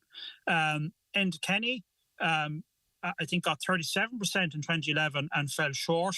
Bertie Ahern came close as well in 2007 and fell short. So the first thing, this notion that Sinn Féin were going to sweep to power on their own, was always something of a fantasy. There was always going to have to be the involvement of at least another party and potentially independence, as you've mentioned in the context of this current government also. That's the first thing. You also rightly point out that in a lot of opinion polls, not all of them, but in a lot of them, the combined support of the three parties of government is well ahead of Sinn Féin. Sinn Féin, if anything, it depends on what polls you look at, seem to be falling back somewhat. So look, I can recall, and some of your listeners may recall, polling in the 02 to 07 government, which gave Enda Kenny and Pat Rabbitte a great deal of hope. And they formed what was called the Alliance for Change. And they seemed cruising for victory onto the final week or 10 days of the 07 election campaign. And there were a number of interventions by both politicians, and I think of Brian Cowan as finance minister, very decisive intervention. Also a lot of interventions by commentators. I recall Eamon Dunphy and Owen Harris and other commentators on the Late Late Show in that final week or 10 days of the election, and their intervention was seen as crucial. So look, no election has been called. It's all to play for. I think probably the health warning for the government and for Sinn Féin in terms of opinion polling is that it's no longer as reliable as it used to be. No. And I think we look at Brexit, we look at Trump in 2016, and indeed we look at the opinion polls too for the last US presidential election, where maybe the scale of Biden's victory was not anticipated. So they're no longer quite the reliable indicator they were either. And dare I say, I think the biggest threat to all of them is apathy, voter apathy. A lot of people feeling, what is the point? I think the votes that aren't cast are going to be as important as the votes that are cast, because people feel, what's the point? Finally, the one thing, a criticism I would make, sometimes the government doesn't seem to get a sense of the people. And I'm not saying it's specific to this government, it might be the next who's to say, or get a sense of which way the wind is blowing. Now, Taoiseach Leo Varadkar was also asked about the formation of whatever the next government might be. And he suggested that the three parties wouldn't run, offering a return of the coalition, but didn't rule it out. The electorate is far more switched on than they've ever been now, and they're not going to buy that. They're not going to sort of have Fianna Fáil and Fine Gael trying to score points off each other in a run-up to the election, even with the full knowledge that they will coalesce again if it suits both parties. So they're going to have to refine their messaging, I think, and sort of understand how switched on politically the public are and how that might turn people off. And if they don't, they could pay the price for that, I think. I think there's a bit of a puzzle here, Greg, and there's a bit of a quandary for party leaders like Leo Varadkar, like Micheál Martin, and indeed like Eamon Ryan. They are distinct parties. They do have distinct histories. They have a distinct ethos. They have a distinct set of values. They have a distinct set of policy priorities. And the trouble with government is that some of that can be lost. You don't want your own key supporters to be apathetic. A big part of Fianna Fáil's all near demise in 2011 was not just people voting for Fine Gael or voting for Eamon Gilmore's Labour Party in that big swing. A lot of it was Fianna Fáil voters and indeed Fianna Fáil activists staying at home and not campaigning. I recall meeting very prominent Fianna Fáil activists in that 2011 election who weren't campaigning and weren't voting. And that had as big a role in Fianna Fáil's demise as people switching votes. So I think that's a challenge. Leo Varadkar, Micheál Martin and Eamon Ryan have to make sure their own base is motivated.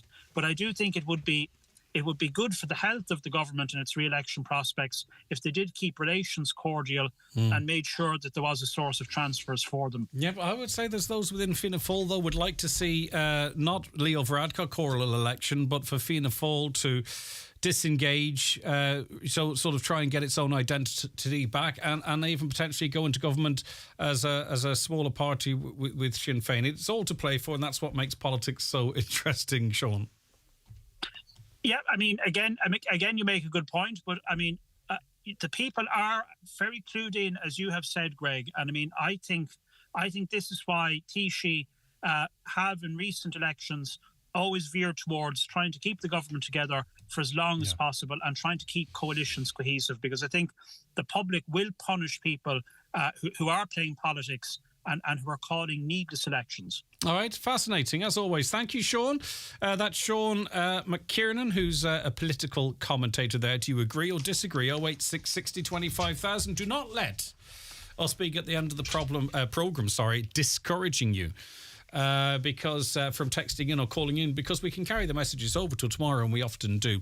Just to remind you that we've got a great bit of programming coming up for you throughout the afternoon. We have Michaela Clark around the Northwest. That's coming up after 12. And then a really special show from 2:30. If you're in and around Dunlow, get along to the marquee at McCaffrey's there, because Jive Time is live, and it's more live than ever because they've got Roland Collins there, Daniel O'Donnell's going to be there, the Tumbling Paddies are going to be there, and so on and so forth. So that's going to be a really good show to be at live, and great to see a big crowd. We're there ourselves on Friday as well. So stay where you are. There's no reason why you should go anywhere else, because we've got you covered. Have a lovely day.